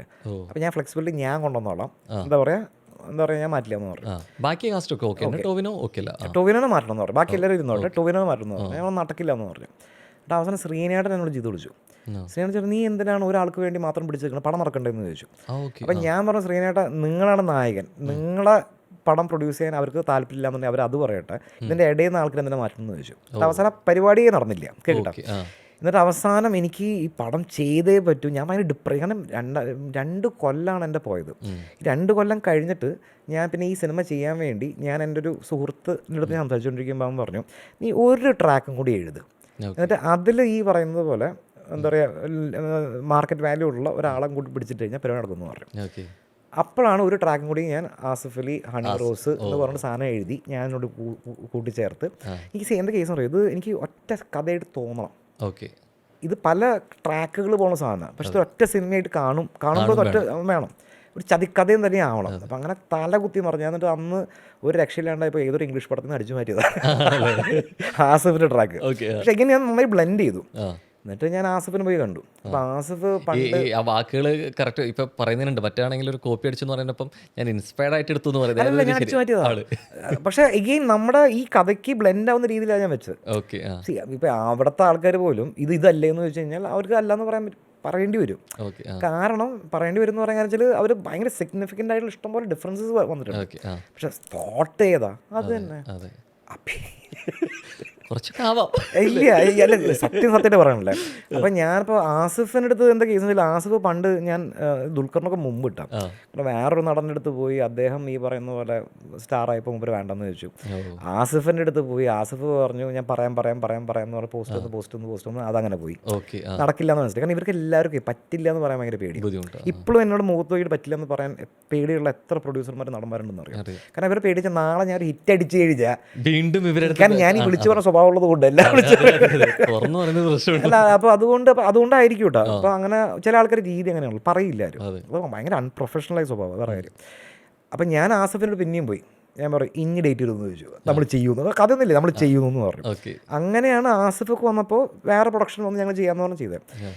യൂട്യൂബ് റൂട്ടേഴ്സ് ഇറങ്ങി. ഞാൻ ഞാൻ പറയട്ടെ, ഇത് ഒരു ഹിറ്റ് അല്ല എന്ന് പറഞ്ഞാൽ ഒരിക്കലും സമ്മതിക്കില്ല. അഗെയിൻ 1.5 കോടി തീർന്നു, 1.25 കോടി സാറ്റലൈറ്റ് പോയി, തിയേറ്ററിൽ നിന്ന് ഉഗ്രം കളക്ഷൻ വന്നു. പക്ഷേ ഇതെന്താ പറ്റിയെന്ന് വെച്ചാൽ ഇത് റിലീസ് ചെയ്ത ടൈമിങ്ങിൻ്റെ ഒരു ഇഷ്യൂ ഉണ്ടായിരുന്നു. കാരണം ഈ ഡിസ്ട്രിബ്യൂട്ട് ചെയ്ത ആൾക്കാർ ശരിക്കും പറഞ്ഞു കഴിഞ്ഞാൽ വടക്കൻ സെൽഫിയും മറ്റേ എന്നും എപ്പോഴും എന്ന് പറഞ്ഞ വലിയ സിനിമകളുടെ ഒരാഴ്ച മുമ്പാണ് ഈ സിനിമ ഇറക്കുന്നത്. ശരിക്കും പറഞ്ഞാൽ ആ സിനിമ ഇറങ്ങി പോയിട്ട് ഇറക്കിയിരുന്നെങ്കിൽ അത് നല്ല രീതിയിൽ ഓടിയാണ്. പക്ഷേ ഒരാഴ്ച ഗംഭീര കളക്ഷൻ കിട്ടിയിട്ട് ഈ 2 സിനിമകൾ മുമ്പ് ടക്മൻ ചെയ്ത് സാധനം എടുത്ത് മാറ്റി. കാരണം തിയേറ്ററുകാർക്ക് അങ്ങനെയാണ്. കാരണം അവർക്ക് ഭയങ്കര വാല്യൂ ഉള്ള വിനീത് ശ്രീനിവാസൻ നിവിൻ പോളി പടം വരുന്നു, അപ്പുറത്തെ സൈഡിൽ മോഹൻലാലും മഞ്ജു വാര്യറും വർഷങ്ങൾ ശേഷം വരുന്നു. തിയേറ്റർ സ്വാഭാവികമായിട്ട് അങ്ങോട്ടല്ലേ പോകുള്ളൂ. അപ്പോൾ ഇവിടെ എന്താ പറയുക എത്ര നല്ല കളക്ഷൻ കിട്ടിയെന്ന് പറഞ്ഞാൽ പിടിയില്ല. ടെക്നിക്കലി അതിന് ശേഷം റിലീസ് ചെയ്യണമായിരുന്നു. പക്ഷെ അത് പറ്റിപ്പോയി, എനിക്കൊന്നും ചെയ്യാൻ പറ്റില്ല. പക്ഷേ ആ സിനിമ എന്താ പറയുക ഇറങ്ങി ടോവിനോയ്ക്ക് അപ്രിസിയേഷൻ ഓൺ ദ റൂഫായിരുന്നു. ഇനി അതിന് ശേഷമാണ് പിന്നാലെ മൊയ്തീൻ ഇറങ്ങി. ഇത് രണ്ടും ഇറങ്ങി കഴിഞ്ഞപ്പോൾ അതിൻ്റെ ഗ്രാഫും എല്ലാം മാറി. Coming back to the other producer leading corporates. ടോവിനോനെ വെച്ചിട്ട് നായകനാക്കി 3 പടം അവർ പ്രൊഡ്യൂസ് ചെയ്തു. ഈ നോ പറഞ്ഞ ഇത് കുറേ കൂടി ഈസി ആയിട്ട് കണ്ടുപിടിക്കാമല്ലോ അല്ലേ? അല്ല അവർ ഇവനെ വെച്ചാൽ 3 പടം ഇവനെ വെച്ചിട്ട് പ്രൊഡ്യൂസ് ചെയ്തു. പക്ഷേ നേരത്തെ തുടക്കത്തിൽ പറഞ്ഞൊരു കാര്യമുണ്ട്. ഇപ്പോൾ ഇതിൽ ഭയങ്കര ഫണ്ണായിട്ട് ചെയ്യണു, മൊയ്തീനിൽ വന്നിട്ട് കുറച്ച് ഇമോഷണൽ ആയിട്ടുള്ള പരിപാടി പിടിക്കണം. ഇത് ഒരേ സമയമാണ് വരുന്നത്. ഇപ്പോൾ മുമ്പ് പറഞ്ഞിട്ടുണ്ട് സതയും കിലുക്കും ലാലട്ടൊക്കെ ഒരേ സമയത്ത് ചെയ്തു വരുന്നു എന്നുള്ളത്, ഉള്ളടക്കം അതിൽ നിന്ന് പോകുന്നത് എന്ന് പറഞ്ഞ പോലെ ഒരു നടനെ സംബന്ധിച്ചിടത്തോളം വ്യത്യസ്തമായിട്ടുള്ള തലങ്ങളിലുള്ള ജോണലിസ്റ്റ് ഫിലിമുകൾ വരുന്നു. ആ ക്യാരക്ടറിലും 2 തലങ്ങളിൽ നിൽക്കുന്നു എന്ന് പറയുമ്പോൾ കിട്ടുന്നൊരു സ്വീകാര്യത നല്ലതാണ് അല്ലേ? ആൾക്കാർ ഒരു ആക്ടറിൻ്റെ ഫ്ലെക്സിബിലിറ്റിയാണ്. അതെ, ഒരേ ടൈപ്പ് തന്നെ ടൈപ്പ് കാസ്റ്റ് പിടിച്ച് പോകുന്നില്ല എന്നുള്ളൊരു സാധനം. നമ്മുടെ ലോകയിൽ ഇപ്പോൾ എന്ന് പറയുക ടോവിനോ അത്യുഗ്രഹം അഭിനയിച്ചിട്ടുണ്ട്. എഗെയിൻ എനിക്ക് നമുക്ക് എന്നോട് ഒരാൾ എന്നാൾ കണ്ടു പറഞ്ഞു ലോകയിൽ ടോവിനോട് അഭിനയം കണ്ടപ്പോൾ ബ്രൂട്ടസിൻ്റെ കുറച്ച് ഫ്ലേവേഴ്സ് വന്നു. ചെയ്യിപ്പിച്ചത് നിങ്ങളല്ല ആദ്യം. പക്ഷേ അതിൻ്റെ കാര്യം എന്ന് വെച്ചാൽ ഞാൻ പണ്ട് എഴുതാൻ വേണ്ടിയിട്ടൊക്കെ, കാരണം ഇവൻ എൻ്റെ പണ്ട് എൻ്റെ അസിസ്റ്റൻ്റ് ആയിരുന്നു. അപ്പോൾ സിനിമയിൽ വരുന്നതിന് മുമ്പ് അപ്പോൾ ഞാനിവിടെ മറ്റേ എഴുതാൻ വേണ്ടി കാക്കനാട് വീടൊക്കെ എടുത്തിട്ട് എഴുതിക്കൊണ്ടിരിക്കുന്ന സമയത്ത് ഇവൻ ഫുൾ ടൈം വീട്ടിലുണ്ട്. അപ്പോൾ അന്ന് സ്ട്രഗ്ലിംഗ് ആക്ടർ അല്ലേ, ഇപ്പോൾ അതിൻ്റെ കാശൊന്നും ഇല്ല. അതുകൊണ്ട് ചേട്ടനാണെന്നുണ്ടെങ്കിൽ ആ സമയത്ത് എന്ത് ട്രാൻസ്ഫർ ആയിട്ട് എവിടേക്കും പോവുകയും ചെയ്തു, അല്ലെങ്കിൽ ചേട്ടൻ്റെ കൂടെ ആയിരുന്നു. അപ്പോൾ ഞാൻ പറഞ്ഞു ഇവിടെ എന്നോട് താമസിച്ചു എന്ന് പറഞ്ഞു. അപ്പോൾ അങ്ങനെ അവന് റൂം എപ്പോഴും എൻ്റെ ഞാൻ ഉള്ള വീട്ടിൽ അവനുണ്ടായിരുന്നു. അപ്പം അങ്ങനെ അപ്പം ഇവനിങ്ങനെ ഞാനിരിക്കുമ്പോഴേ ഞാനിപ്പുറത്തിരുന്നിട്ട് എന്തെങ്കിലും എഴുതിക്കൊണ്ടിരിക്കുകയാണെന്നുണ്ടെങ്കിൽ അവൻ ആ സോഫയൊക്കെ എടുത്തിട്ട് എന്തെങ്കിലും ഗോഷ്ടി കാണിക്കും. ഞാനിതൊക്കെ ഇരുന്ന് മാറി നോക്കാറുണ്ടായിരുന്നു. പിന്നെ മാത്രമല്ല അവനും തൃശ്ശൂർകാരൻ, ഞാനും തൃശ്ശൂർകാരനാണ്. അപ്പം ഞങ്ങൾ സംസാരിക്കുമ്പോൾ ഭയങ്കര തൃശ്ശൂർ ഭാഷ. ഇപ്പം ഞാൻ സംസാരിക്കുമ്പോൾ കുറച്ച് ന്യൂട്രലായിട്ട് തോന്നും. പക്ഷേ ഞാനൊരു തൃശ്ശൂർകാരായിട്ട് സംസാരിച്ച് തുടങ്ങിയാൽ എൻ്റെയും പൊട്ടും അയാളുടെയും പൊട്ടും. തൃശ്ശൂർക്കാർക്ക് അങ്ങനെ സംഭവം. ഇപ്പം ഞാനും ടോവിനെ ഇപ്പോൾ സംസാരിക്കാൻ തുടങ്ങി കഴിഞ്ഞാൽ എന്തൊരു പക്ഷടാ ടോവിയെ ഇത് അങ്ങനെ പോവാട്ട് സാധനം കണ്ട് കയറി പോകും. അതിപ്പോൾ ടോവിയുടെ അച്ഛനെ കണ്ടാലും ആരെ കണ്ടാലും ഞാൻ അങ്ങനത്തെ സാധനം വരും. ഇതിൽ ഏതായിരുന്നു കൂടുതൽ സംഭവിച്ചത്? തീവ്രത്തിൽ ഐഡിയായിരുന്ന ഒരാൾ, അവൻ്റെ സ്ട്രഗിൾ ഞാൻ കണ്ടിട്ടുണ്ട്, അവനിലെ ടാലൻ്റ് എങ്കിൽ പോലും യൂട്യൂബ് പ്രൊഡ്യൂസ് വന്ന സമയത്ത് പ്രൊഡ്യൂസർ ഓക്കെ അല്ല, ആ നടനെ മാറ്റണമെങ്കിൽ ഞാൻ ആ സിനിമ ചെയ്യാൻ തയ്യാറായിട്ട് നിന്നിട്ട് പോലും ഇവനിൽ വിശ്വാസം ഏൽപ്പിക്കുന്നത് ഈ കണ്ട സ്ട്രഗിളിലും അവനോടുള്ള ആത്മാർത്ഥ സൗഹൃദം കൊണ്ടായിരുന്നു, അതോ നടൻ നിലയിൽ അത് വിജയിക്കുന്നുള്ളൊരു സംവിധായകൻ്റെ കോൺഫിഡൻസ് ആയിരുന്നു? മാത്രം നടൻ എന്നുള്ള രീതിയിൽ മാത്രമാണ് സൗഹൃദത്തിന് അവിടെ വില ഉണ്ടായിരുന്നു. ഇല്ല എന്താ കാരണം വെച്ചാൽ വില ഇല്ലാന്ന് അങ്ങനെയല്ല. സി ഫോർ എക്സാമ്പിൾ എനിക്ക് വേണമെന്നുണ്ടെങ്കിൽ വേറൊരു ഓപ്ഷൻ നോക്കി പോകുമായിരുന്നു. എനിക്കാണ് പറയടാ ഞാൻ വേറെ നോക്കട്ടെ എന്ന് പറഞ്ഞിട്ടുണ്ടെങ്കിൽ പോകുമായിരുന്നു. പക്ഷെ ഞാൻ എഴുതിയ ആ കഥാപാത്രം ഞാൻ എന്തുകൊണ്ടാണ് ആ ക്യാരക്ടറിന് ടൊവിനോ എന്ന് പേരിട്ടതെന്ന് വെച്ചാൽ ഞാൻ ഇവനെ മാറ്റില്ല എന്ന് കേൾക്കുന്ന ആൾക്കാർക്ക് മനസ്സിലായിക്കോട്ടെ എന്ന് വെച്ചിട്ട് ഞാൻ ഒറ്റക്കാലം എന്ന സംഭവം. അപ്പം ഞാൻ ഈ ടൊവിനോ എന്ന് വെച്ചുകൊണ്ട് തന്നെ പോകാൻ കാര്യം എന്ന് വെച്ചാൽ അത് ഞാൻ അവനെ മനസ്സിൽ കണ്ട് എഴുതിയ ക്യാരക്ടർ. അവനല്ലാന്നുണ്ടെങ്കിൽ വേറെ കൊണ്ട് ചെയ്യിപ്പിക്കാൻ പോലും പറ്റില്ല. ഞാൻ പറഞ്ഞില്ല എനിക്കൊരു പ്രശ്നം തോന്നേ, ഞാൻ പറഞ്ഞല്ലോ ഞാൻ ബ്രൂട്ടസിന് ശേഷം 2 പടം ലീഡിങ് ആയിട്ടുള്ള 2 ആൾക്കാരെ വെച്ച് അവർ രണ്ടുപേരും ചെയ്യാമെന്ന് പറഞ്ഞു. അതിലത്തെ ഒരാൾ 1 കൊല്ലം കഴിഞ്ഞപ്പോൾ മൂപ്പർക്ക് ആ ഒരു വർഷം മുമ്പ് ഉണ്ടായിരുന്ന എക്സൈറ്റ്മെൻറ്റ് പോയി എന്ന് പറഞ്ഞിട്ട് ആ പടം ഒന്ന് ഡ്രോപ്പ് ചെയ്യും. ഓക്കെ. മറ്റേ അണ്ണനാണെന്നുണ്ടെങ്കിൽ ഈ പറയുന്ന പോലെ സ്ക്രിപ്റ്റിൽ ഭീകരമായ മാറ്റങ്ങൾ വരുത്താമെന്ന് പറഞ്ഞു. ഞാൻ പറഞ്ഞു മാറ്റില്ല എന്ന് പറഞ്ഞു. അപ്പോൾ എനിക്ക് ചെയ്യാൻ താല്പര്യം, ഞാൻ വേണ്ടെന്ന് പറഞ്ഞു. പ്രശ്നം നിർത്തില്ല. പക്ഷേ ഇതെന്ത് കേസ് എന്ന് പറയുമോ, ഇതിപ്പോൾ പടം നടക്കാൻ വേണ്ടിയിട്ട് ഞാൻ ഇങ്ങനെയെങ്കിലും ആൾക്കാരെ സാറ്റിസ്ഫൈ ചെയ്തിട്ട് പടം ചെയ്യുന്നു. ഈ പടം ഓടിയില്ലെങ്കിൽ എൻ്റെ തലയിലാവും. പക്ഷെ പടം ഇപ്പോൾ ഞാൻ പറഞ്ഞു, ഫോർ എക്സാമ്പിൾ ഇപ്പോൾ ഞാൻ ഒരു പടത്തിനെ ഭയങ്കര ഓൺ ചെയ്യും, തീവ്രം. ഇപ്പം ഞാൻ പറഞ്ഞാൽ എൻ്റെ തെറ്റാണ്, അത് ആരുടെയും തെറ്റല്ല, അത് എൻ്റെ മാത്രം തെറ്റാണ്. As A writer, as A director ഞാൻ ഭയങ്കര അഭിമാനം കൊള്ളുന്ന സിനിമയാണ് യൂട്യൂബ് ബ്രൂട്ടസ്. അപ്പം അതിൽ ഞാൻ ടോവിനോനെ വെച്ചുകൊണ്ട് ഇപ്പോഴും ആൾക്കാർ പടം കാണുമ്പോൾ പറഞ്ഞു വെച്ചാൽ ടോവിനോ ഒരു രക്ഷയില്ല, ഗംഭീരമായിരുന്നു. അപ്പം എന്ന് അവൻ്റെ കഴിവാണ്, എൻ്റെ അല്ല. പക്ഷെ ഞാൻ അവനല്ലായിരുന്നെങ്കിൽ എൻ്റെ മാനസികാവസ്ഥ ആലോചിക്കുക, എന്തിനാ ഈ പടം തന്നെ ചെയ്തതെന്ന് ഞാൻ ആലോചിച്ചു. അപ്പം ഞാൻ അങ്ങനത്തെ കുറച്ച് നിലപാടുകളിൽ തീരുമാനിക്കുന്ന ആളാണ്. അപ്പോൾ ടൊവിനോ എന്ന് പറയുന്നത് ഇല്ല. അപ്പം അതേ പറഞ്ഞു. അപ്പോൾ അതേ പറഞ്ഞു, അപ്പോൾ ടൊവിനോ എന്ന നടൻ എനിക്കറിയാം ഇങ്ങനെ യൂസ് ചെയ്യേണ്ടത്. ഇപ്പോൾ ചില ആൾക്കാർ പറയാറുണ്ട്, ഇപ്പോൾ തീവ്രത്തിൽ ദുൽഖർ കരഞ്ഞതുപോലെ വേറൊരു പടത്തിൽ, കാരണം തീവ്രത്തിൽ ദുൽഖർ കരയുമ്പോൾ ജനങ്ങൾ കൂടെ കരഞ്ഞു. അപ്പോൾ അതേപോലെ എന്താ പറയുക, ദുൽഖർ വേറെ പടത്തിൽ കരഞ്ഞിട്ട് ആരങ്ങനെ കരഞ്ഞില്ല. അത് ഞാനും ദുൽഖറും തമ്മിൽ കെമിസ്ട്രി ഉണ്ടായിരുന്നു. അപ്പോൾ ചില ആൾക്കാർ തമ്മിലുണ്ടല്ലോ, പ്രിയദർശൻ മോഹൻലാൽ കെമിസ്ട്രി, അല്ലെങ്കിൽ സത്യനന്ദിക്കാട് മോഹൻലാൽ കെമിസ്ട്രി, ജോഷി മമ്മൂട്ടി കെമിസ്ട്രി. അപ്പോൾ ഇങ്ങനത്തെ ഉണ്ടല്ലോ പരിപാടി. ഈ മൂവിയുടെ എൻക്വയറി വരുന്നതിൻ്റെ ഒപ്പം കന്നഡയിൽ നിന്ന് ഓഫർ വന്നിരുന്നു. ആ കന്നഡ വന്ന് ഓഫർ വന്നതെന്നുള്ള ചോദിക്കാനായിട്ട് കാരണം കൂടി മനസ്സിലായിട്ടുണ്ടാവും വിചാരിക്കുന്നു. ഭയങ്കരമായിട്ട് പുനീത് രാജ്കുമാർ ബയോപിക് ചെയ്യാൻ ഒരു നടനുണ്ടെങ്കിൽ അത് രൂപേഷ് പിതാംബരൻ മാത്രമാണ്. അതായത് അത് അങ്ങനെ വരെ പറഞ്ഞിട്ടുണ്ട്. ചിലപ്പോൾ ഇന്റർവ്യൂന്ന് പെട്ടെന്ന് കന്നഡക്കാർ വന്നു കഴിഞ്ഞാൽ പുനീതിന് മുമ്പത്തെ ഇന്റർവ്യൂ ആണെന്ന് പറയുന്നത് ഭയങ്കരമായിട്ട് അതെ. അപ്പോൾ എവിടെയൊക്കെ ഒരു ബയോപിക് കാരണം എത്രത്തോളം അല്ലെ സ്റ്റാർ ആയിട്ടുള്ള ആളുടെ ബയോപിക്കിനെ കുറിച്ച് ചിലപ്പോൾ ചർച്ച ചെയ്യപ്പെട്ടേക്കാം. ഇത് എപ്പോഴെങ്കിലും ആ കുടുംബം കൂടി സമ്മതിക്കണം, മാത്രം വിചാരിച്ച പോലെ. അല്ല അത്രത്തോളം ഭയങ്കരമായിട്ട്. ഞാൻ ബാംഗ്ലൂരിൽ 10 കൊല്ലം ബാംഗ്ലൂരുണ്ടായിരുന്നു. അവിടുത്തെ ദൈവമാണ് പുനീത്. ഫുൾ ഫാമിലി ദൈവങ്ങളാണ്, ഡെമി ഗോഡ് എന്ന് പറയില്ലേ. അപ്പോൾ അദ്ദേഹം മനുഷ്യൻ ഭയങ്കര കുറേ നല്ല കാര്യങ്ങൾ ചെയ്തിട്ടുണ്ട്. ആൻഡ് ജെം ഓഫ്, ഞാൻ ഇതുവരെ ഒരൊറ്റ പ്രാവശ്യം മാത്രമേ സംസാരിച്ചിട്ടില്ല, ദൂരെ നിന്ന് കണ്ടിട്ടുണ്ട്. പക്ഷെ അന്ന് ചായ ഒന്നും അങ്ങനെ തോന്നില്ല. ഇപ്പം ഏതെങ്കിലും ഒരു നടൻ്റെ അവൻ്റെ രാഷ്ട്രീയം തൻ്റേതല്ലെങ്കിൽ ഒരു പക്ഷെ അപ്പാടെ എങ്ങോട്ട് അതിനെ തള്ളിപ്പറയുന്ന ഒരു നടൻ്റെ കാര്യം, ഇതേ കാര്യം ഫിലിം മേക്കേഴ്സിന്റെ കാര്യത്തിലും സംഭവിക്കാറുണ്ടോ? നടന്മാർ തീർച്ചയായിട്ടും എത്ര വർഷം നമ്മൾ അവർ എക്സ്പ്ലിസിറ്റ് ആയിട്ട് അവർ പറഞ്ഞിട്ടുണ്ട്. അതിനൊപ്പം തന്നെ ചേർത്ത് വെച്ച് ചോദിച്ചോട്ടെ, അങ്ങനെ കണ്ട് ഇവർക്ക് ഇഷ്ടപ്പെടുന്ന രാഷ്ട്രീയങ്ങൾ ഇതാണെങ്കിൽ അതനുസരിച്ച് നടന്ന കാര്യങ്ങളെ മാറ്റി എഴുതുന്ന ഒരു സംഭവം കൂടി. അതിന് ഏറ്റവും വലിയ ഉദാഹരണമാണ് മെക്സിക്കൻ അപാരത. നടന്ന സംഭവമല്ല അത്. അപ്പൊ അതിന്റെ ഒരു രാഷ്ട്രീയ പാർട്ടിക്ക് ഇവിടെ ആണല്ലേ ഞാൻ പറഞ്ഞുതരാം. ഓക്കെ, അത് ആക്ച്വലി ജിനു ജോൺ തന്നെയല്ല അതിന്റെ റിയൽ. ഞാൻ പറഞ്ഞുതരാം. ഓക്കെ, ശരിക്കും ഉണ്ടായത് KSUവിനെ കൊണ്ട് അവിടെ കൊടി കുത്താൻ SFIക്കാർ സമ്മതിക്കില്ല. കാരണം മഹാരാജ് കോളേജിന്റെ അത് SFIയുടെ കുത്തകയാണ്. അവിടെ എനിക്കറിയില്ല എത്ര പ്രാവശ്യമാണ്, പക്ഷേ ഈ സംഭവം ആസ്പദമാക്കിയത് ഒറ്റ പ്രാവശ്യം അവിടെ ജിനു അവൻ അതിൽ അഭിനയിച്ചിട്ടുണ്ട് എൻ്റെ കൂടെ. അതെ, അപ്പൊ ഇവനാണ് അവിടെ കൊടിയുടെ മേലെ കയറി പൊട്ടിച്ചെടുത്ത് കൊത്തി അവര് സാധനം അന്ന് കൊണ്ടുപോയി. മനസ്സിലായി? അവര് അത് KSUക്കാർ അത് അടിച്ചു വന്നു ലോട്ടറി. അത് കഴിഞ്ഞിട്ട് പിന്നെ SFI അങ്ങനെ പോയി. അപ്പൊ ടോം ശരിക്കും എഴുതിയ സ്ക്രിപ്റ്റ് നായകൻ KSU ആയിരുന്നു. ഞാൻ SFI വില്ലനായിരുന്നു. ചരിത്രത്തിലുള്ള പോലെ തന്നെ. എക്സാക്ട്ലി. അപ്പം ഞാനിത് എൻ്റെ അടുത്ത്, അപ്പം പ്രൊഡ്യൂസർ അനൂപ് കാണാൻ നമ്മുടെ അടുത്ത സുഹൃത്താണ്. അപ്പോൾ അനൂപാണ് പ്രൊഡ്യൂസ് ചെയ്യാൻ വന്നിരിക്കുന്നത്. ഞാൻ ഉണ്ട്, ടൊവിനോ ഉണ്ട്, ചർച്ച ചെയ്യാം. അപ്പം ഞാൻ പറഞ്ഞു, ടോമെ നിനക്ക് പടം ഹിറ്റ് അടിക്കണമെന്ന് ചോദിച്ചു. പടം ഹിറ്റ് അടിക്കണം എന്നുണ്ടെങ്കിൽ ഇത് ഞാൻ ഒരു കാര്യം എടുത്ത് പറയണം, 2016 ഞാനിത് പറയുന്നത്, ഇതിപ്പോൾ 2025 വേറെ കാര്യം. മനസ്സിലായോ? 2016 ഞാൻ ചർച്ചയിലിരിക്കുമ്പോൾ ഞാൻ പറഞ്ഞു, സിനിമയിൽ ഒരു സിനിമ സ്ക്രീനിൽ വലിയൊരു പൊളിറ്റിക്സ് ഉണ്ട്. നീ ഇപ്പോൾ പറയുന്നത് സത്യമാണ്, പക്ഷെ നിനക്ക് കമേഴ്ഷ്യൽ സൂപ്പർ ഹിറ്റ് അടിക്കണമെന്നുണ്ടെങ്കിൽ ഇത് നേരെ തിരിച്ചിട്ടോ എന്ന് പറഞ്ഞു. ഞാൻ പറഞ്ഞു. അങ്ങനെയാണ് പിന്നിൽ കറുത്ത കരങ്ങൾ എന്റേതാണ് അല്ലേ? കറുത്ത കരമൊന്നുമല്ല, പടം ഹിറ്റടിക്കണ്ടേ. ഇത് ശരിക്കും അതുകൊണ്ട് എന്താണ് ഈ പടം ബ്ലോക്ക് ബസ്റ്റർ ആയിട്ട്. ടോവിനോ AD ആയിട്ടിരുന്ന ഒരാളാണ് ഞാൻ. പിന്നീട് പ്രൊഡ്യൂസർ പറഞ്ഞിട്ട് വരെ ഞാൻ എൻ്റെ യൂട്യൂബ് പ്രൊഡ്യൂസറിൽ നിന്ന് മാറ്റാൻ തയ്യാറായില്ല. ആളെ വേഷം ചെയ്യിപ്പിച്ചു. ഞാൻ അടുത്തൊരു ഡയറക്ടറായിട്ട് ഞാൻ ടോവിനെ വെച്ച് പ്ലാൻ ചെയ്യണേ. അപ്പോൾ ടോവി എത്ര തിരക്കുകളുണ്ടെങ്കിലും എൻ്റെ അടുത്ത് യെസ് പറയണം എന്നുള്ളൊരു സ്വാർത്ഥത ഉണ്ടോ ശരിക്കും? അല്ല, ഞാൻ പറയട്ടെ, ഞാൻ ഉണ്ടായ സംഭവം പറഞ്ഞു.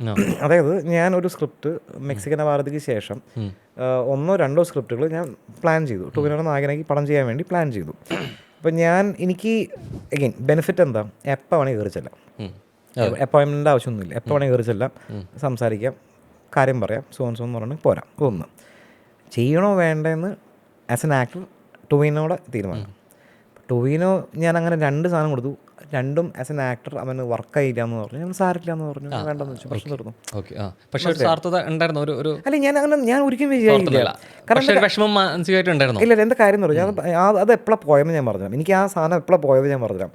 ഞാൻ പറഞ്ഞില്ല 2015 യൂട്യൂബ് റൂട്ടസിന് ശേഷം 2 ലീഡിങ് നായകന്മാർ 2 പേരും എന്നെ 1.5 കൊല്ലം ഒരുത്തൻ 2 കൊല്ലം പോസ്റ്റാക്കി, വേറെ 1.5 കൊല്ലം പോസ്റ്റാക്കി. ഇതെല്ലാം പോസ്റ്റും ഇതെല്ലാം കഴിഞ്ഞിട്ട് ഒരുത്തന്നെ മറ്റേ ഇപ്പോൾ എക്സൈറ്റ്മെൻറ്റ് ഇല്ലയെന്ന് വിട്ടു, മറ്റേത് ക്രിയേറ്റീവ് ഡിഫറൻസസ് കാരണം വിട്ടു. സാറില്ല, 2 പോട്ടെ. അതോടെ പരിപാടി ഞാൻ തീരുമാനിച്ചു. കാരണം നമ്മൾ വിചാരിച്ചു നടക്കും വെച്ചാൽ നടക്കാണ്ടായപ്പോൾ ഈ ഭയങ്കരമായിട്ട് ഡിപ്രഷനിലോട്ട് ഞാൻ പോയി. പക്ഷേ എനിക്കപ്പോൾ അത് ഇപ്പം ആലോചിക്കുമ്പോൾ നന്നായേ ഉള്ളൂ. കാരണം അവർക്ക് ഇഷ്ടമില്ലാത്തൊരു സാധനം ഞാൻ ചെയ്യിപ്പിച്ച് നമ്മൾ പാളിക്കഴിഞ്ഞാൽ അത് ജീവിതകാലം മൊത്തം ഞാൻ കേട്ടോണ്ടിരിക്കുന്നുണ്ട്. അല്ല, ഇനി അവർ പറഞ്ഞ പോലെ മാറ്റം വരുത്തി എൻ്റെ സിനിമയല്ല എന്ന് പറഞ്ഞിട്ട് ഞാൻ കാണുമ്പോൾ എനിക്കും അതും പ്രശ്നം. അപ്പം എനിക്ക് അങ്ങനത്തെ ഒരാളായത് അപ്പം ഞാൻ പറഞ്ഞില്ല, ഇപ്പം ആരെങ്കിലും ഞാൻ തീവ്രം തൻ്റെ പ്രശ്നങ്ങളാണ് ഞാൻ പറയണം. അതിന് കൾട്ട് ഫോളോയിങ് ഉണ്ടെന്ന് എനിക്കറിയാം. ഇപ്പോഴും തീവ്രത്തിൻ്റെ പല സാധനങ്ങളും ഇപ്പോൾ ഓടിക്കൊണ്ടിരിക്കുന്നുണ്ട്. ഞാൻ എവിടെ ചെന്ന് കഴിഞ്ഞാലും എല്ലാവരും പറഞ്ഞ കാര്യം തീവ്രം ഞങ്ങളുടെ ഫേവററ്റ് മൂവിയാണെന്ന് പറയും. സന്തോഷമുണ്ട് അതൊക്കെ. പക്ഷേ ആ പടത്തിൻ്റെ പ്രശ്നങ്ങൾ എനിക്കറിയാം, മനസ്സിലാക്കി ഇനി കറക്റ്റ് ചെയ്യാനും പറ്റാത്ത പ്രശ്നങ്ങളായിപ്പോയി. അപ്പോൾ അതാണ് പറഞ്ഞത്. ഞാൻ റോന വേറെ കേസുണ്ട്. നാളെ ഞാനൊരു സിനിമ ചെയ്ത് ഡയറക്റ്റ് ചെയ്ത് തിയേറ്ററിൽ ഇറങ്ങി ഇതേപോലെ ലോക പോലെ ഹിറ്റ് അടിച്ചു കഴിഞ്ഞാൽ പിന്നെ ഒരു പ്രശ്നമില്ല കേട്ടാ. രൂപേഷ് പറഞ്ഞ പോലെ തന്നെ ബഡ്ജറ്റ് വിഷയമല്ല, ഡേറ്റ് കിട്ടും, അതങ്ങനെയാണ്. That is cinema. ഇപ്പം ഞാൻ ആസ്പയറിംഗ് ഫിലിം വിശ്വാസങ്ങൾ വരുന്നത് വിജയങ്ങളിൽ നിന്നാണ് അല്ലേ, ആണോ? അവിടെയാണ് വേറൊരു കോമഡി. ഇപ്പോൾ ഞാനിപ്പോൾ ഈ പറയുന്ന പോലെ ഒരു ഇൻഡസ്ട്രി ബ്ലോക്ക് ബസ്റ്റർ സക്സസ് ഞാൻ ചെയ്തു നോക്കി, എല്ലാവർക്കും എന്നോട് വിശ്വാസമാവും. അവരെല്ലാവരും കാശിറക്കി എല്ലാം ചെയ്തിട്ട് ആ പടം നിലം തുറണ്ട് പൊട്ടുമ്പോൾ പിന്നെ അങ്ങനെ ഒരു ഫിലിം മേക്കർ ഉണ്ട് ഇവിടെ, ഞാൻ പറയില്ല. ഇത്രയും തുറന്നു പറച്ചിലിൻ്റെ വ്യക്തി ആയതുകൊണ്ട് തന്നെ തുറന്നു പറച്ചിലിൻ്റെ വേദിയായിട്ട് നമ്മളെപ്പോഴും കാണുന്നത് ബിഗ് ബോസ് ആണ്. ബിഗ് ബോസ് കാണുന്ന ഒരാളാണോ ശരിക്കും, അല്ലെങ്കിൽ അത്തരം? കുറച്ച് കണ്ടിട്ടുണ്ട്, മുഴുവനൊന്നും കണ്ടിട്ടില്ല. ഈ അടി ഉണ്ടാവുന്ന സാധനങ്ങളൊക്കെ ഇരുന്ന് കാണാറുണ്ട്. അടി ബേസിക്കലി ഇഷ്ടമാണ് കുറച്ച്. അങ്ങനെയല്ല, ഹ്യൂമൻ സൈക്കോളജിനെ ബ്രേക്ക് ചെയ്യുക എന്നാണ് അവരുടെ പ്രൊപ്പഗണ്ട എനിക്ക് മനസ്സിലായി. പക്ഷെ അവിടെ പോയി കഴിഞ്ഞാൽ എല്ലാവരുടെയും ഒരു പോയിന്റ് കഴിയുമ്പോൾ ബ്രേക്ക് ആവും, തനിനിറം പുറത്തേക്ക് വരികയും ചെയ്യും എല്ലാവരുടെയും. അതാണ് അവർ എൻകാഷ് ചെയ്തുകൊണ്ടിരിക്കുന്നത്. പക്ഷേ ഈ പോയിട്ട് തനിനിറം പുറത്ത് കാണിച്ച് എല്ലാം കഴിഞ്ഞ് ഗെയിം കളിച്ചു എന്നവർ പറയുന്നുണ്ട്. എന്താ ഗെയിം എന്ന് എനിക്ക് മനസ്സിലായില്ല. തമ്മി തല്ലിപ്പിക്കാനാണോ ഗെയിം എന്നുണ്ടെങ്കിൽ ഫൈൻ ഡു ഇറ്റ്. പക്ഷെ അത് കഴിഞ്ഞിട്ട് അവരുടെ ഭാവിനെ പറ്റി ഒന്ന് ആലോചിക്കുക. പക്ഷേ ഈ ഷോയുടെ ഭാഗമാണ്, ഇത്രയും നിൽക്കുന്ന ദിവസങ്ങൾക്കുള്ളിൽ ചെയ്യുന്നതാണോ ഗെയിം സ്ട്രാറ്റജിയുടെ ഭാഗമായിട്ട് ചെയ്യുന്നത്, അതിനപ്പുറത്തേക്ക് ഇതൊന്നും വിഷയമല്ല എന്ന് ആളുകൾ എടുക്കുന്നില്ല എന്നാണോ തോന്നുന്നത്? ഷോ കഴിഞ്ഞാൽ അതിൻ്റെ അപ്പുറത്ത് അത് ആൾക്കാരുടെ മനസ്സിൽ നിന്ന് പോവില്ല, ആൾക്കാരുടെ മനസ്സിൽ നിന്ന് പോകുന്നതാണോ നിങ്ങൾ വിചാരിക്കുന്നത്? നമ്മുടെ എസ്പെഷ്യലി മലയാളികൾ ഞാൻ എല്ലാവരും ഇന്ത്യ എല്ലാവരും, പക്ഷെ മലയാളികൾ എസ്പെഷ്യലി മലയാളികൾ അവിടെ പോയിട്ട് ഒരു കനന്തരിവ് കാണിച്ചു കഴിഞ്ഞാൽ അത് ജീവിതകാലം മൊത്തം ഒരു ഉറപ്പിച്ചിട്ടായിരിക്കും വരും. നമ്മളവിടെ പോകുമ്പോൾ എനിക്ക് തോന്നുന്നില്ല ഇവർ പ്ലാൻ ചെയ്തിട്ടാണ് ഈ അറ്റാക്സ് ഉണ്ടാക്കുന്നത്. ഇപ്പം റീസെൻ്റായിട്ട് എന്താ പറയുക, ഒരു ഗേ കപ്പിള് അതിലുണ്ടല്ലോ, ആ ഗേ കപ്പിളിനെ ഇപ്പം നടന്നുകൊണ്ടിരിക്കുന്നത്. അതെ, നമ്മൾ ലെസ്ബിയൻ എന്ന് പറയാണ്ട് ഗേ എന്ന് പറഞ്ഞാൽ മൊത്തത്തിലൊരു പെരിഫറൽ രീതിയിൽ നമ്മൾ പറയുന്ന സാധനമാണ് ഗേ എന്ന് പറയുന്നത്.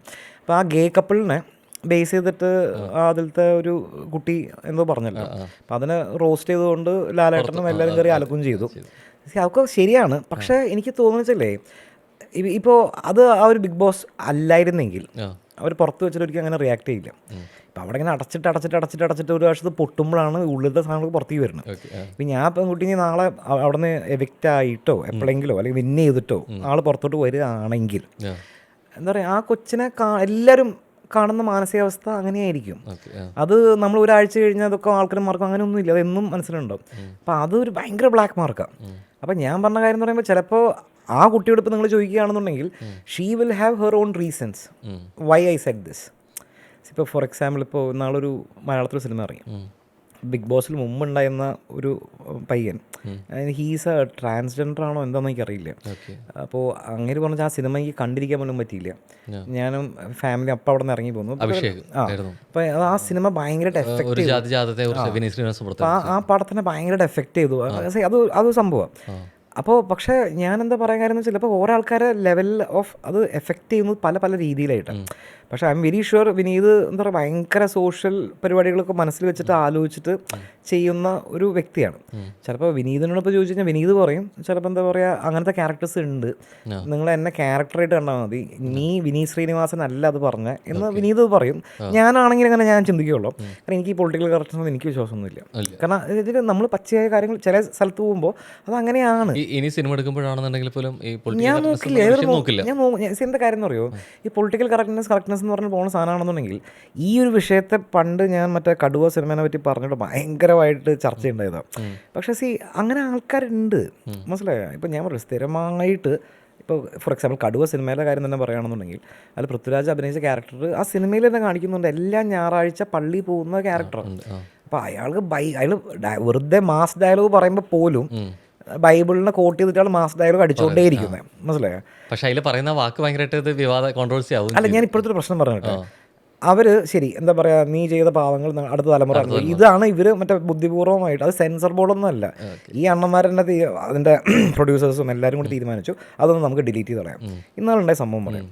ഞാൻ കഴിഞ്ഞ മാസം ഞാൻ ബാംഗ്ലൂരിലുള്ള സമയത്ത് എൻ്റെ മകള് കടുവ ഇരുന്ന് കണ്ടു. അപ്പോൾ എന്നോട് ചോദിച്ചു, പപ്പ എന്താണ് അവിടെ ഡയലോഗ് ഓർ മ്യൂട്ട്, ഇപ്പം മ്യൂട്ടാ സീനുണ്ട്, മ്യൂട്ടാ, അതെന്താ പറഞ്ഞതെന്ന് ചോദിച്ചു. അപ്പം ഞാൻ ചോദിച്ചു നിനക്കെന്താ തോന്നിയെന്ന് ചോദിച്ചു. പൃഥ്വിരാജ് ഞാൻ അറിയണമല്ലോ, അപ്പോൾ ആ കൊച്ചിനാണെങ്കിൽ ഒന്നും അറിയില്ല, 13 വയസ്സൊരു കുട്ടിയാണ്.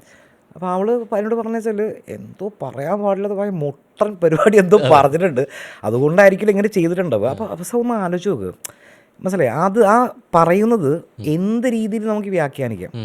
പൃഥ്വിരാജ് ഇപ്പം എന്താ പറയുക, പൃഥ്വിരാജിൻ്റെ ക്യാരക്ടർ, പൃഥ്വിരാജ് എന്നല്ല, കടുവാ കുത്തൽ കുറച്ചൻ ആ മറ്റേ എന്താ വില്ലനായ വിവേക് ഓബ്രയുടെ ക്യാരക്ടറുണ്ട്, നിൻ്റെ ഭാര്യയുടെ കൂടെ നിന്ന് രാത്രി ഞാൻ കിടന്ന് ഉറങ്ങിയാണെങ്കിൽ. അപ്പം അങ്ങനെ ആയിരുന്നെങ്കിലും ഒന്ന് ആലോചിച്ച് നോക്കിയാൽ, അങ്ങനെയാണ് എന്ന് അപ്പുറത്താൾ വിചാരിക്കുകയാണെന്നുണ്ടെങ്കിൽ അപ്പോൾ ഈ വില്ലൻ ചെയ്യുന്നതിൽ വല്ല തെറ്റുണ്ടോ? പക്ഷെ നായകൻ ചെയ്യുന്ന ഡയലോഗുകളിൽ മോറൽ സൈഡ് വരണം എന്നുള്ളൊരു ചിന്ത ഇപ്പോഴും ഉണ്ടോ? ഞാൻ കാര്യം പറ്റും. ഇപ്പോൾ പത്മനാഭൻ സാർ ഇപ്പോൾ ജീവിച്ചിരുന്നിരുന്നെങ്കിൽ, നിങ്ങളിപ്പോൾ ഈ ചോദ്യം അങ്ങനെയോട് ചോദിച്ചിരുന്നെങ്കിൽ അങ്ങനെ കുറേ അങ്ങനത്തെ ക്യാരക്ടേഴ്സ് ഉണ്ടെന്ന് അങ്ങനെ പറയുള്ളൂ. അവിടെ നമ്മൾ മറ്റേ മൈനസ് സബ്ട്രാക്ഷൻ ഒന്നും നോക്കുന്നില്ല. ഇതാണ് ഞാൻ പറയാൻ ശ്രമിക്കുന്ന കാര്യം. നമ്മൾ ആ കഥയിൽ ആ നായകൻ, ഇപ്പം ഞാൻ അന്നും പറഞ്ഞ കാര്യം, ഇപ്പോൾ കടുവ ഞാനാണ് പ്രൊഡ്യൂസ് ചെയ്ത് ഡയറക്റ്റ് ചെയ്ത്, ഞാൻ കട്ട് ചെയ്യില്ല, മാറ്റില്ല. എന്താ കാര്യം എന്ന് പറയുന്നത്, ഇറ്റ്സ് ഓൾറെഡി ജസ്റ്റിഫൈഡ്. ഇയാൾ 24 മണിക്കൂറും പള്ളിയിൽ പോകുന്ന ആളാണ്. ഇയാൾ മാസ് ഡയലോഗ് പോലും എന്താ പറയുക ബൈബിളിൽ നിന്ന് കോട്ട് ചെയ്തിട്ട് പറഞ്ഞുകൊണ്ടിരിക്കുന്നത്. അപ്പോൾ അയാളുടെ ചിന്താഗതി അങ്ങനെയാണ്. ഞാനൊരു കാര്യം പറയട്ടെ, മാറ്റം വരുത്തുകയാണെന്നുണ്ടെങ്കിൽ സിനിമയിലല്ല മാറ്റം വരുത്തണ്ടേ, ഈ പള്ളിയിൽ പോയിട്ട് നിങ്ങൾ മാറ്റം വരുത്തുക. അവിടെ ഇപ്പോഴും സൺഡേ ക്ലാസ്സിനും മറ്റിടത്തും പള്ളിയിൽ മറ്റേ അവർ പറഞ്ഞുകൊണ്ടിരിക്കുന്ന കാര്യങ്ങൾ എന്തൊക്കെയാണ്, നിങ്ങൾ ചെയ്യുന്ന പാപങ്ങൾ നിങ്ങൾ അടുത്ത 7 തലമുറ അനുഭവിക്കും. ഇതാണ് ഇവർ പള്ളിയിൽ ഇപ്പോഴും പഠിപ്പിച്ചുകൊണ്ടിരിക്കുന്നത്. അപ്പം മാറ്റം വരികയാണെങ്കിൽ റൂട്ട് കോസ് ലെവലിൽ നിന്നല്ല പോകേണ്ടത്. അപ്പോൾ അവിടെയാണ് പോയി മാറ്റം വരുത്തേണ്ടത്. അല്ലാണ്ട് സിനിമയിൽ ഇങ്ങനെ പറയാൻ പാടില്ല, ഞാൻ ഇങ്ങനെ പറഞ്ഞ് ഞാൻ ക്ഷമ ചോദിക്കുന്നു, എന്ത് ഇത് പരിപാടിയാണ്? ഈ കടയോടുകൂടി പിഴുതെടുക്കണം എന്നുള്ളൊരു ചിന്താഗതി ഉള്ള ആളതുകൊണ്ട് ചോദിക്കുക, ഇവിടെ നിരോധിക്കേണ്ടത് മദ്യം ഓടിച്ചിട്ട് മദ്യം കഴിച്ചിട്ട് വാഹനം ഓടിക്കരുത് എന്നുള്ളതാണോ, അത് ബീവറേജുകളാണോ നിരോധിക്കേണ്ടത്? ഏത് നിയമം വരണ്ടേ? ഇപ്പോൾ മദ്യപിച്ച് വണ്ടി ഓടിക്കുന്നത് തീർച്ചയായിട്ടും പാടില്ല. കാരണം അതിന് കാരണമായിട്ടുള്ള മദ്യം അവിടെ പക്ഷേ അത് ഞാൻ പറഞ്ഞ എന്താ കേസ് എന്ന് പറയുമോ, ഇപ്പോൾ അങ്ങനത്തെ ഒരു കോണ്ടെക്സ്റ്റ് ചോദിക്കുകയാണെന്നുണ്ടെങ്കിൽ പിന്നെ ഞാൻ ഫോഴ്സ്ഫുള്ളി ഞാൻ പറയേണ്ടി വരും ബിവറേജ് ആണെന്ന് പറയും. പക്ഷേ അത് ഞാൻ പറഞ്ഞു, നിങ്ങളിപ്പോൾ നമുക്ക് ഈ ഒരു സെയിം സാധനം പല കോണ്ടെക്സ്റ്റിലും നിങ്ങൾ ഇടാൻ പറ്റും. ഇപ്പം ഞാൻ പറയാം, കുറേ വർഷങ്ങൾക്ക് മുമ്പ് ഉണ്ടായ സംഭവം, റേപ്പ് ചെയ്ത പെൺകുട്ടീനെ കൊണ്ട് ജഡ്ജ് വിധിയിട്ടതാ, റേപ്പിസ്റ്റിനെ കൊണ്ട് കല്യാണം കഴിപ്പിക്കുന്നത്, പ്രശ്നം നിർത്തിയില്ല. അതാണോ റൂട്ട് കോസ്? അല്ല. അപ്പോൾ ഇതാ പറയുന്നത് ഓരോ കോണ്ടെക്സ്റ്റിനും ഓരോ രീതിയിലാണ് പിടി കിട്ടിയ. അപ്പം ഞാൻ പറയാൻ ശ്രമിക്കുന്ന കാര്യം എന്ന് പറയുമ്പോൾ ആ സിനിമയിൽ ഇപ്പോഴത്തെ അവസ്ഥ എന്ന് പറയുമ്പോൾ അത് മ്യൂട്ടഡാണ്, ആ ഡയലോഗേ ഇല്ല. ഇപ്പം എന്ത് വേണമെങ്കിൽ നമുക്ക് എന്ത് വേണമെങ്കിൽ പ്രഖ്യാപിക്കാം. അതാ ഞാൻ പറഞ്ഞ ഭാര്യനെ കൂടെ കിടക്കും അങ്ങനെ ആലോചിക്കാൻ വേണം, മനസ്സിലായി? അപ്പോൾ അതിനൊരു ക്ലാരിറ്റി ഇല്ല. അല്ലെങ്കിൽ ആ സീനെ അവർ കട്ട് ചെയ്ത് കളയണമായിരുന്നു. അപ്പോൾ അത് this is what I am trying to say. ഓരോ സ്ഥലത്തും ഓരോ രീതിയിലും ഇത് എംപ്ലൈ ചെയ്യുമ്പോൾ മാറിക്കൊണ്ടിരിക്കും. അപ്പോൾ അതിൻ്റെതായ യുക്തി ഭാവത്തോടെ നമ്മൾ ചെയ്യുക. പുതിയ ടാലൻസിന് കൊണ്ടുവരുന്ന സിനിമകൾ മേക്ക് ചെയ്യുന്ന സമയത്ത് ഫിലിം മേക്കേഴ്സ് ചിന്തിക്കുന്ന രീതിയുണ്ട്. ഇപ്പം നമുക്ക് ഈ അടുത്തായിട്ട് കാണാൻ പറ്റുകയാണെങ്കിൽ ഡയറക്ടേഴ്സ് ആയിരുന്നുള്ള ബേസിലാണെങ്കിലും ജോണി ആൻ്റണി, അതുപോലെ ജൂഡാൻ, അപ്പോൾ ഇവരൊക്കെ നിന്ന് വന്ന് ആക്ടിങ്ങിലോട്ട് വന്നു കഴിഞ്ഞിട്ട് പിന്നെ തിരിച്ച് ഇതിലോട്ട് പോകാത്ത ഒരു ചോദ്യം ചോദിക്കുമ്പോൾ, ഇവിടെ കുറേയും കൂടി കാര്യങ്ങൾ എനിക്ക് ചെയ്യാൻ പറ്റും കുറച്ച് സമയത്തിനുള്ളിൽ, മറ്റെടുക്കുന്ന ഒരു സമയം വളരെ വലുതായിരിക്കും എന്നുള്ളത് പറയാറുണ്ട്. പക്ഷേ ഇവിടെ രൂപേഷ് സംസാരിക്കുന്ന സമയത്ത് പലപ്പോഴും വരുന്നൊരു കാര്യം, എനിക്ക് ഡിറക്ഷനിലോട്ട് തന്നെ എന്നുള്ളൊരു ചിന്ത ഭയങ്കരമായിട്ട് വാക്കുകൾ വരുന്നുണ്ട്. എഴുത്തും സംവിധാനവും പ്രൊഡക്ഷനും ഇതാണ് ഇപ്പം എൻ്റെ ഏറ്റവും കറക്റ്റ് അത് ഞാൻ പറഞ്ഞേ. ഇപ്പോൾ എനിക്ക് കുറച്ചുകൂടെ സേഫ് ഏതാ? എല്ലാം റിസ്ക്, ഒന്നും സേഫ് ഇല്ല. സേഫ് എന്ന് പറഞ്ഞു കഴിഞ്ഞാൽ അഭിനയിക്കാൻ അറിയാമെന്നുണ്ടെങ്കിൽ അഭിനയമാണ് സേഫ്. അഭിനയിക്കാൻ അറിയണം കേട്ടോ, അല്ലെങ്കിൽ വെറുതെ ആക്ടർ എന്നുള്ള കാര്യമൊന്നുമില്ല. ഞാൻ ഇന്നലെ വേറെ വലിയൊരു രസമുണ്ട്, അതായത് യൂട്യൂബിൽ നോക്കി കാണാൻ പറ്റും. രാജ്കുമാർ റാവു ഒരു വരി ഡയലോഗ് ഒരു 8-10 വേരിയേഷനിൽ മൂപ്പര് ഒരു ഡയലോഗ്, അതെന്താ പറയുക, മൂപ്പര് പല ഇമോഷൻസിൽ അത് പറഞ്ഞു, ഓഡീഷൻ പോലെ. ഇത്രേ ഉള്ളൂ. ഇപ്പം എന്താ പറയുക, അവൾ പോയടാ, അവൾ പോയടാ, ഇങ്ങനെ ഓരോ ഇമോഷനിലും ദേഷ്യം, വിഷമം, കരഞ്ഞ്, പേടിച്ചിട്ട് അങ്ങനെ ഒരു ഡയലോഗ് ഒരു 10 ഇമോഷനിൽ ഇയാൾ പറയുന്നുണ്ട്. ഇതെല്ലാം ക്ലബ് ചെയ്തിട്ട് വീഡിയോ. എനിക്കറിയുന്ന ആസ്പയർ ഒരു ചാൻസ് ഒരു ചേട്ടാന്ന് പറയുമ്പോൾ ഞാൻ ഈ രാജ്കുമാർ വീഡിയോ ഞാൻ അവർക്ക് അയച്ചു കൊടുക്കും. ഇതേപോലെ ഒന്ന് ചെയ്തിട്ട് തിരിച്ചയക്കാൻ പറയും. പിന്നെ അവരെ ഞാൻ ഏരിയയിലേക്ക് കാണില്ല. എന്താ കാര്യം എന്ന് പറയുമോ, അത് ഒരാൾക്ക് ചെയ്ത് തരാൻ പറ്റുന്നുണ്ടെങ്കിൽ, അങ്ങനെ ചെയ്ത് തന്ന പിള്ളേരുകൾ ഉണ്ട് കേട്ടോ, ഇല്ലെന്നല്ല പറഞ്ഞു. ഞാൻ അവരെ നോട്ട് ചെയ്ത് വെച്ചിട്ടുമുണ്ട്. അപ്പം നാളെ ഞാൻ സിനിമ ചെയ്യുകയാണെന്നുണ്ടെങ്കിൽ ആ പിള്ളേരെ ആയിരിക്കും ഞാൻ വിളിക്കാൻ പോകണം. അപ്പം ഞാൻ എന്താ കാര്യം എന്ന് പറയുക, ഞാൻ പറഞ്ഞിട്ട് അത് അവർക്ക് ചെയ്യാൻ പറ്റുന്നുണ്ടെങ്കിൽ അവർക്ക് ഏത് റോളും ചെയ്യാൻ പറ്റും. കാരണം ഞാൻ ഡയലോഗ്സ് ഓർത്തിരുന്ന് നിർത്താണ്ട് പറയുന്നതല്ല കാര്യം, മനസ്സിലായ, ഈ പറയുന്ന മുഖത്തും കൂടി സാധനം വരണ്ടേ, വാക്കുകളിൽ വരുന്നത്. എക്സാക്ട്ലി. ഇപ്പം ഞാൻ പറഞ്ഞ ആടുജീവിതം എന്ന് പറഞ്ഞ സിനിമ കാണുമ്പോൾ ഞാൻ ഞെട്ടിപ്പോയത് പൃഥ്വിരാജിൻ്റെ പെർഫോമൻസ് ആണ് കേട്ടോ, മനസ്സിലായ. കാരണം അതിൽ ഈ അദ്ദേഹത്തിന് അധികം ഡയലോഗ്സും ഇല്ല, പക്ഷെ ആ പെർഫോമൻസ് എന്ന് പറഞ്ഞാൽ സുപ്രീം പെർഫോമൻസ് ആടുത്ത ജീവിതത്തിൽ. അപ്പോൾ അത് ഞാൻ അപ്പോഴാണ് നമ്മൾ ഒരു ആക്ടർ എന്ന രീതിയിൽ, ഇയാൾ നല്ല ആക്ടർ പണ്ടും തെളിയിച്ചിട്ടുണ്ട്. ഇടക്കാലം വെച്ചിട്ട് പിന്നെ അങ്ങനെ ഒറ്റ നിർത്താണ്ട് പോകുന്ന ട്രെയിനിൻ്റെ പോലെയാണ് പോയിക്കൊണ്ടിരുന്നത്. ഈ വേണ്ടത്ര അത്രത്തോളം പ്രതീക്ഷയിൽ നിൽക്കുന്ന സമയത്ത് തന്നെയാണ് അത് ജൂറിയുടെ പ്രഖ്യാപനം വരുമ്പോൾ നിരാശയും കൂടെ വരുന്നത് പൊളിറ്റിക്സ് അവിടെ. അതെ, അപ്പോൾ ഈ ബെസ്റ്റ് ആക്ടർ എന്നുള്ള രീതിയിലേക്ക് അത്രത്തോളം വരുന്നൊരു മെജോറിറ്റി, ഇപ്പോൾ പൃഥ്വിരാജ് നടനെ ഇഷ്ടപ്പെടുന്നവർ എല്ലാത്തവരായിക്കോട്ടെ, ഇപ്പോൾ ആടുജീവിതം എന്നുള്ള സിനിമയുടെ പ്രമേയം ഇഷ്ടപ്പെടുന്നവരായിക്കോട്ടെ, എന്ത് തന്നെയാണെങ്കിലും അത്ര ഒരു എക്സ്പെക്ടേഷൻ തെറ്റിക്കൊണ്ടായിരുന്നു എൻ്റെ വിധി വന്നത്. ഏറ്റവും കുറച്ച് വൈകിയായിരുന്നു പൃഥ്വിരാജിന് മറുപടി വന്നത്, ഞാൻ സിനിമകൾ ചെയ്യുന്നത് ജൂറിക്ക് വിധി നിർണ്ണയിക്കാൻ വേണ്ടിയിട്ടല്ല, പ്രേക്ഷകർക്ക് വേണ്ടിയിട്ടാണെന്നുള്ളൊരു സാധനം കറക്റ്റ് ഉണ്ട്. അപ്പോൾ പൊളിറ്റിക്സ് തന്നെയാണോ അത്? ഒരു സംശയം വേണ്ട, ഞാൻ ഒന്നും വേണ്ട, ഞാനൊരു കാര്യം പറയട്ടെ. പെരുന്തച്ചൻ എന്നുള്ള സിനിമ നാഷണൽ അവാർഡ് ലിസ്റ്റിൽ പരിഗണിക്കുന്ന സമയത്ത്, തിലകനെ പരിഗണിക്കുന്ന സമയത്ത് ഇപ്പുറത്തെ സൈഡിൽ അമിതാഭ് ബച്ചൻ അഗ്നിപത്തായിരുന്നു. തിലകന് കിട്ടിയില്ല, അമിതാഭ് ബച്ചന് കിട്ടി. അന്നത്തെ കോൺസ്പിറസി തിയറി എന്ന് പറയുമ്പോൾ അന്ന് കോൺഗ്രസ് ആയിരുന്നു പവറിലുണ്ടായിരുന്നത്. അപ്പോൾ ഈ പറയുന്ന പോലെ അമർ സിംഗ് എന്ന് പറഞ്ഞിട്ട് അമിതാഭ് ബച്ചൻ്റെ റൈറ്റും ലെഫ്റ്റും ആയിട്ടുള്ള ഒരാളുണ്ട്. മൂപ്പരുടെ ലോബിങ്ങിലാണ് അമിതാഭ് ബച്ചന് ബെസ്റ്റ് ആക്ടർ അന്ന് കിട്ടിയത്. അതുകൊണ്ടാണ് തിലകന് കിട്ടാണ്ട് പോയത് എന്നൊരു സംഭവമുണ്ട്. ഇത് കോൺസ്പിറസി തിയറി ആണ്. ഞാൻ ലൈവായിട്ട് സാധനം കണ്ടിട്ടുണ്ട്, ഞാൻ ലൈവായിട്ട് വിറ്റ്നസ് ചെയ്തു, ഞാൻ കുട്ടിയിരുന്നപ്പോൾ. കാരണം ഞാൻ പറഞ്ഞല്ലോ, ഞാൻ എൻ്റെ അച്ഛൻ്റെ കുറേ സുഹൃത്തുക്കൾ, കുറേ പ്രൊഡ്യൂസേഴ്സ്, ഡയറക്ടേഴ്സ്, എല്ലാവരുടെയും ഇടയിൽ നിന്ന് ഞാൻ ഇവരൊക്കെ കണ്ടിട്ടാണ് ഞാൻ വളർന്നത്. വേറെ കാര്യം, ഞാൻ നെപ്പോക്കിട്ടൊന്നുമല്ല കേട്ടോ. അപ്പോൾ അതിൽ എഗെയിൻ ഏത് നടനാണെന്ന് ഞാൻ പറയുന്നില്ല, ആ നടന് വേണ്ടിയിട്ട് അപ്പോൾ അന്ന് അവർ ഓൾറെഡി ഇന്ന ആക്ടറാണ് എന്താ പറയുക ബെസ്റ്റ് ആക്ടർ എന്ന്, അതും മലയാളത്തിൽ നിന്ന് തന്നെ അവർ തീരുമാനിച്ചു. അപ്പോൾ രാത്രിക്ക് രാത്രി ഒരു ഭയങ്കര ഫേമസ് ആയ പ്രൊഡ്യൂസർ ഫ്ലൈറ്റ് എടുത്ത് ഡൽഹിക്ക് പോവുക. ഇപ്പം എന്താണെന്ന് വെച്ചിട്ട് ഞാൻ ഇപ്പം പോയാലേ നമ്മുടെ ആൾക്ക് നമുക്ക് എനിക്ക് അവിടെ പിടിച്ച് കയറ്റാൻ പറ്റുള്ളൂ എന്ന് പറഞ്ഞിട്ട് ഈ ഓട്ട. അതിൻ്റെ നെക്സ്റ്റ് ഡേ ഉച്ചയ്ക്ക് ശേഷം വൈകുന്നേരം പ്രഖ്യാപിക്കുമ്പോൾ രണ്ടുപേരും ബെസ്റ്റ് ആക്ടേഴ്സാണ്. മനസ്സിലായി. അവർ ആദ്യം തീരുമാനിച്ച ആൾ മാത്രമല്ല, ഇവർ ഉദ്ദേശിച്ച ആളെ അവർ കയറ്റി, അവർ ഷെയർ ചെയ്തു. എനിക്കറിയാം പേഴ്സണലി ആ ഷെയർ ചെയ്ത ഒറിജിനലി അർഹനായ ആളുണ്ടല്ലോ, അയാൾ പറഞ്ഞു മറ്റേ പെരടി കാണിച്ചു പോയി എന്നെ ചതിച്ചു.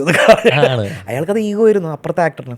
കാരണം വെച്ചാൽ എനിക്ക് സോൾലി എനിക്ക് കിട്ടേണ്ടതാ, വൈ ഷുഡ് ഐ ഷെയർ എന്നുള്ള സാധനം. ഈ ഷെയർ എന്ന് പറയുമ്പോൾ സാധനം ഓടിച്ചിട്ട് രണ്ടുപേരും അങ്ങനെയല്ല, അത് ലോബിങ്ങാ. ഞാൻ പറയട്ടെ, ഇപ്പോൾ സ്റ്റേറ്റ് അവാർഡ് ഇനി അത് പോട്ട്, ഇവിടെ കേരളത്തിൽ 10 കൊല്ലത്തിൻ്റെ ഇടയിൽ ഉണ്ടായ സംഭവം ഞാൻ വിറ്റ്നസ് ചെയ്ത സാധനം, അത് ഭയങ്കര വിറ്റാണ്. ഞാൻ പറഞ്ഞത് ഏത് സിനിമയെന്ന് മനസ്സിലാവും ചിലപ്പോൾ, പക്ഷെ എന്താ പറയും. അതായത് റൂളിംഗ് പാർട്ടി ഒരാൾക്കാർ എന്താ പറയുക, നായകൻ്റെ വളരെ അടുത്ത സുഹൃത്ത്, അപ്പോൾ അവരൊരു പടം ചെയ്തു, ഗംഭീര വിജയമായി. അപ്പോൾ ഈ പറയുന്ന സുഹൃത്ത് രാഷ്ട്രീയക്കാരൻ പറയും, എന്തോ നമുക്കൊന്നും ഇല്ല ഈ പ്രാവശ്യം അവാർഡൊന്നും ഇല്ല എന്ന് പറഞ്ഞു. You won't believe this. ആ സിനിമയിലത്തെ നായകൻ, ഡയറക്ടർ, എന്താ പറയുക, നടി, എല്ലാത്തിനും സ്റ്റേറ്റ് അവാർഡ്. എന്നാ പിടിച്ചോ. എന്നിട്ട് അതിലത്തെ ഒരു പ്രൊഡ്യൂസർ ഉണ്ടായിരുന്നു, ഈ സിനിമയിലത്തെ ഒരു പ്രൊഡ്യൂസർ. ആ പ്രൊഡ്യൂസറിന് ഈ സിനിമയിൽ വെക്കാൻ പറ്റാത്ത കാരണം ആ പ്രൊഡ്യൂസർ ആക്ടറും കൂടിയാണ്. മൂപ്പർക്ക് വേറൊരു സിനിമയിലെടുത്ത് അഭിനയത്തിൽ വെച്ചിട്ട് അങ്ങനെയൊക്കെ സ്റ്റേറ്റ് അവാർഡ് കൊടുത്തു. അത് ഈ ടീമിനാണ് എല്ലാവരും കൊടുക്കുന്നത്. അപ്പോൾ ഇത് എല്ലാവർക്കും മറ്റേ കൊടുക്കുമ്പോൾ ഞാൻ പറഞ്ഞ മനസ്സിലായി. അപ്പോൾ പ്രൊഡ്യൂസർമാരിൽ 2 പേരുണ്ട്, 2-3 പേരുണ്ട്, മനസ്സിലായ. എല്ലാവർക്കും മെയിൻ ആൾക്കാർക്ക് അവാർഡ് കൊടുത്തു. പ്രൊഡ്യൂസർ, ഡയറക്ടർ, ആക്ടർ, നടി എല്ലാവർക്കും കൊടുത്തുട്ടാ. കൊടുക്കുന്നതിൻ്റെ കൂട്ടത്തിൽ ഒരു സിനിമ അല്ല ഇതിലത്തെ ഒരു പ്രൊഡ്യൂസർ അയാളെ പ്രൊഡ്യൂസർ എന്ന് പറഞ്ഞിട്ട് സിനിമയ്ക്ക് ഒരൊറ്റ അവാർഡിൽ കൊടുക്കുള്ളൂ, 3 അവാർഡ് കൊടുക്കില്ല, അവിടെ കൊടുക്കേണ്ടി വരും. അപ്പോൾ ഈ പറയുന്ന പ്രൊഡ്യൂസർ നടനും കൂടിയാണ്. അപ്പോൾ ഇയാൾ വേറെ ഏതൊരു സിനിമയിൽ അഭിനയിച്ചിട്ട് ആ സിനിമയുടെ പേര് വെച്ചിട്ട് അവാർഡ് കൊടുക്കും. സിനിമയുടെ പേര് പറയണ്ട, ഇറങ്ങിയ വർഷം ഏതായിരുന്നു പറയില്ല. നിങ്ങൾക്ക് കണ്ടുപിടിക്കാൻ പറ്റും. ഞാൻ ഈ പറഞ്ഞ സാധനം തപ്പിക്കഴിഞ്ഞാൽ നിങ്ങൾക്ക് ഈസി പിടിക്കാൻ പറ്റും ആരാന്ന്. വളരെ ഇറ്റ് സോൾവ് ദെയർ. ലോബിങ് ഞാൻ സത്യം പറയല്ലോ, ഞാനിപ്പോൾ എൻ്റെ സിനിമ ഇതുവരെ ഒന്നും പോയിട്ട് അയച്ചിട്ടേ ഇല്ല. ഇനി ഭാവിയിൽ ഞാൻ ഇനി ചെയ്യുന്ന സിനിമകളൊന്നും ഞാൻ അയക്കാനും പോകുന്നില്ല. എൻ്റെ പ്രൊഡക്ഷൻ ഹൗസ് ആദ്യം എടുത്ത തീരുമാനം അതാണ്. നമ്മൾ ഇപ്പോൾ ആമിർ ഖാൻ അറിയുന്നത് കൊണ്ടാണ് ആമിർ ഖാൻ പ്രൊഡക്ഷൻസിൻ്റെ ഒരു സിനിമയും അവർ നാഷണൽ അവാർഡ്സിന് അയക്കാത്തത്. അവർ തീരുമാനിച്ച കാര്യമാണ്. അവർ ഫിലിം ഫെസ്റ്റിവൽസിന് അയക്കും. അത് വേറൊരു റീസണാണ്. കാരണം to gain a larger audience, business അവിടെ നടക്കാൻ വേണ്ടി. അല്ലാണ്ട് ഫിലിം ഫെസ്റ്റിവലിന് പോകുന്ന ഇറ്റ്സ് ഫൈൻ. പക്ഷേ അവാർഡ്സിൽ നാഷണൽ അവാർഡ്സ്, സ്റ്റേറ്റ് അവാർഡ്സ്, അതിന് ഒരിക്കലും ആമിർ ഖാൻ പ്രൊഡക്ഷൻ്റെ ഒരു പടം അവർ അയക്കില്ല.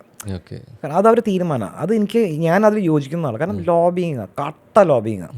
ബെസ്റ്റ് ആക്ടർ എന്നുള്ള രീതിയിലേക്ക് ഒരു അവാർഡ് കിട്ടുന്നതിൻ്റെ വാല്യൂ മൂല്യം അത് ഇല്ലാതായി പോലും അല്ലേ? അതുകൊണ്ടല്ല പൃഥ്വിരാജ് പറഞ്ഞില്ലേ, ഒരു 10 പേരും കൂടി തീരുമാനിക്കേണ്ടതല്ല എൻ്റെ പെർഫോമൻസ് എന്ന് പറഞ്ഞാൽ അയാൾ സത്യമായിട്ട് പറഞ്ഞത്. ഞാനതിൽ പൂർണ്ണമായിട്ട് യോജിക്കുന്നു. ഇനി ലാലേട്ടനെ ഏതോ പ്രാവശ്യം സ്റ്റേറ്റ് അവാർഡ് റിജക്ട് ചെയ്തിട്ടുണ്ട്, ഞാൻ വാങ്ങിക്കില്ല എന്ന് പറയാം. അങ്ങനെ എന്തോ ഒരു പണ്ടുണ്ടായ പ്രശ്നം, എനിക്ക് ഓർമ്മയില്ല എക്സാക്ട്ലി എന്താ കാര്യം. ബാൻഡഡ് ക്വീൻ എന്ന സിനിമയ്ക്ക് അവരെന്താ പറയുക സെൻസർ കൊടുത്തില്ലല്ലോ. പിന്നെ അതിനെന്തോ സ്റ്റേറ്റോ നാഷണൽ എന്തോ ഒരു എക്ലെയിം കിട്ടിയപ്പോൾ എന്താ പറയുക ശേഖർ കപൂർ അത് റിജക്ട് ചെയ്തു. നമ്മുടെ പ്രൈഡിനെ നമ്മൾ ചൊറിഞ്ഞു കഴിഞ്ഞപ്പോൾ നമ്മൾ അത് പിന്നെ അത് ട്രൂ ക്രിയേറ്റീവ് ആർട്ടിസ്റ്റിൻ്റെ ഇതാണ്. എനിക്ക് ഇനി മിക്കവാറും പൃഥ്വിരാജ് എന്താ ചെയ്യാൻ പോകണമെന്ന് എനിക്ക് അറിയാം. പൃഥ്വിരാജ് പറഞ്ഞ് എൻ്റെ ഏത് സിനിമയും വേറെ പ്രൊഡ്യൂസേഴ്സ് ആണെങ്കിൽ പറയും നിങ്ങൾ അയച്ചു എൻ്റെ പേര് വെക്കേണ്ടെന്ന് പറയും. കാരണം അത് ഉറപ്പായിട്ട് അയാൾ പറയും. കാരണം വെച്ചാൽ എന്ത് പറഞ്ഞാലും നമ്മുടെ അത് എന്താ കാരണം നമുക്ക് എല്ലാവർക്കും അറിയാം. മനസ്സിലായോ? അങ്ങയുടെ രാഷ്ട്രീയം സിനിമയിലൂടെ പറഞ്ഞപ്പോൾ മറ്റൊരു എല്ലാവർക്കും പൊട്ടി. അപ്പോൾ അവർ തിരിച്ച് ഇങ്ങനെ ഒരു കൗണ്ടർ ഇങ്ങനെ അടിച്ചു.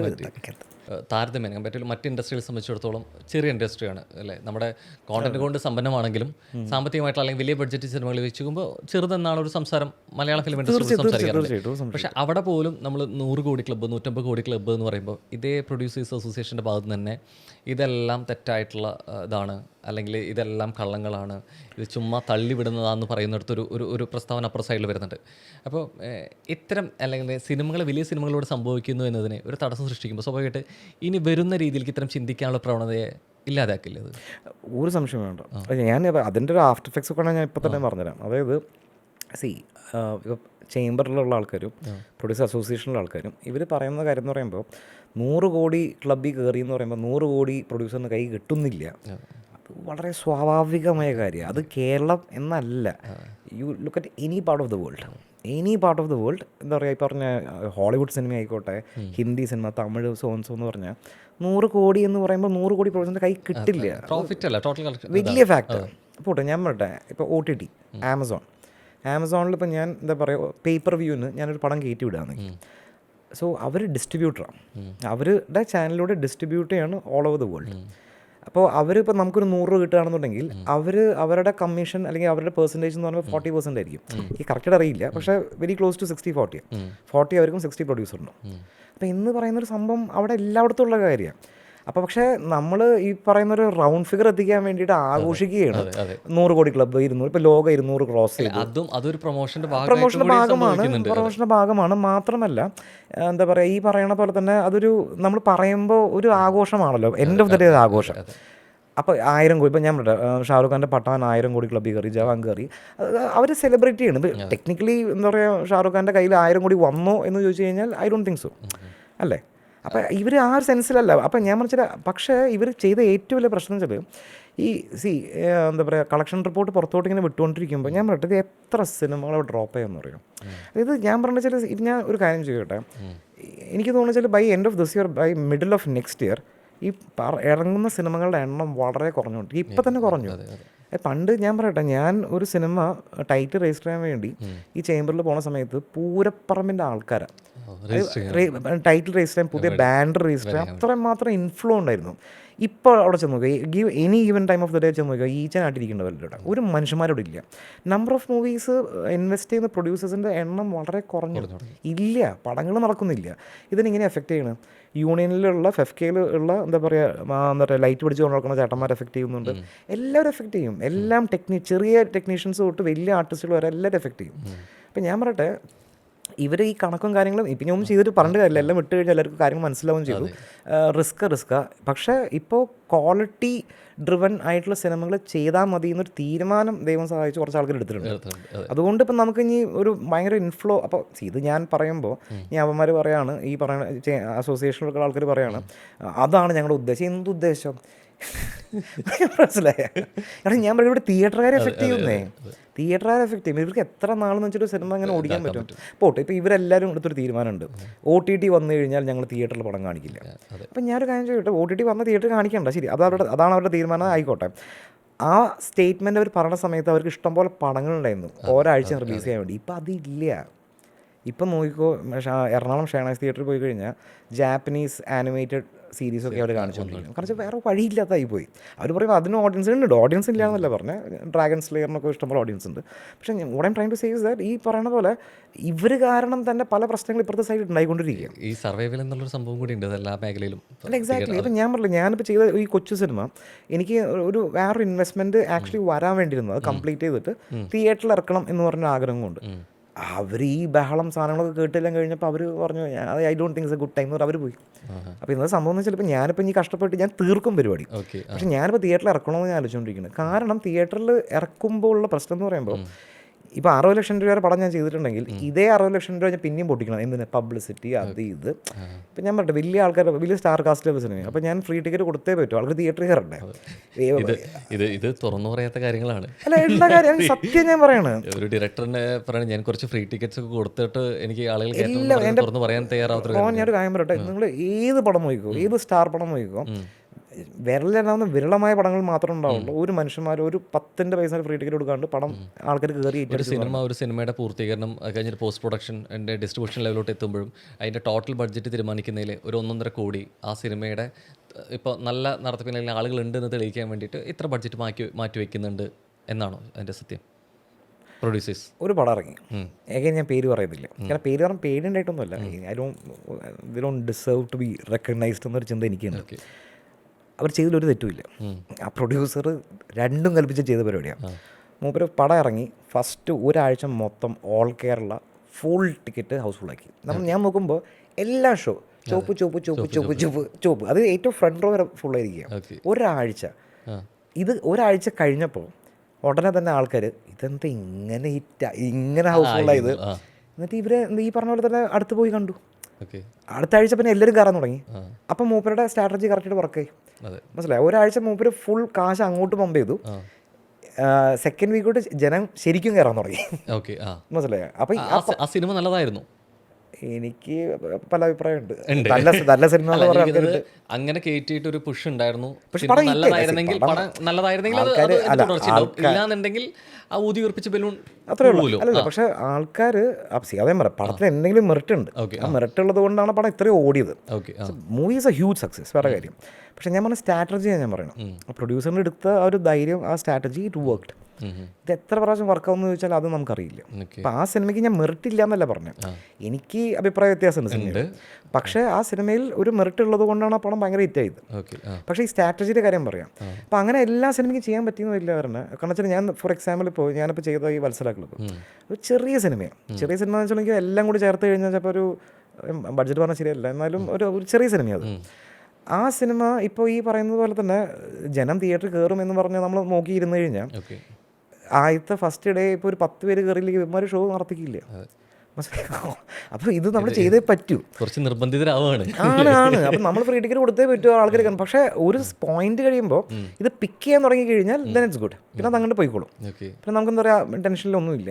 പക്ഷേ ഞാൻ പറഞ്ഞ വെച്ചാൽ ഇവിടെ സ്റ്റാർ പടത്തിന് ഒരു ഫ്രീ ടിക്കറ്റ് കൊടുത്ത ആൾക്കാർ കയറുന്നുണ്ട് എത്രയോ. അത് ഞാൻ പറഞ്ഞത് ഇത് എല്ലാവർക്കും അറിയുന്നൊരു കാര്യമാണ്. എല്ലാ ഫിലിം ഗ്രൂപ്പിൻ്റെ മറ്റേ വാട്സാപ്പ് ഗ്രൂപ്പ് ഉണ്ടാവുമല്ലോ, ഇന്ന് 10 ടിക്കറ്റ് ഫ്രീ, ആലുവ സീനത്തിലുണ്ട്, ആർക്കൊക്കെ വേണം ഈ നമ്പർ വിളിച്ചാൽ മതി. അത് എല്ലായിടത്തും എല്ലാ സിനിമയ്ക്കും സംഭവിച്ചുകൊണ്ടിരിക്കുന്ന കാര്യമാണ്. ചിലപ്പോൾ ഇറങ്ങുന്നതിന് മുമ്പായിരിക്കില്ല, ഇറങ്ങിയിട്ട് രണ്ടാമത്തെ ആഴ്ച ഒക്കെ ആകുമ്പോഴായിരിക്കും ഫസ്റ്റ് വീക്കോ നല്ല കളക്ഷൻ ഉണ്ടോ, സെക്കൻഡ് വീക്കോ ഒന്ന് ഡൗൺ ആകുമ്പോൾ.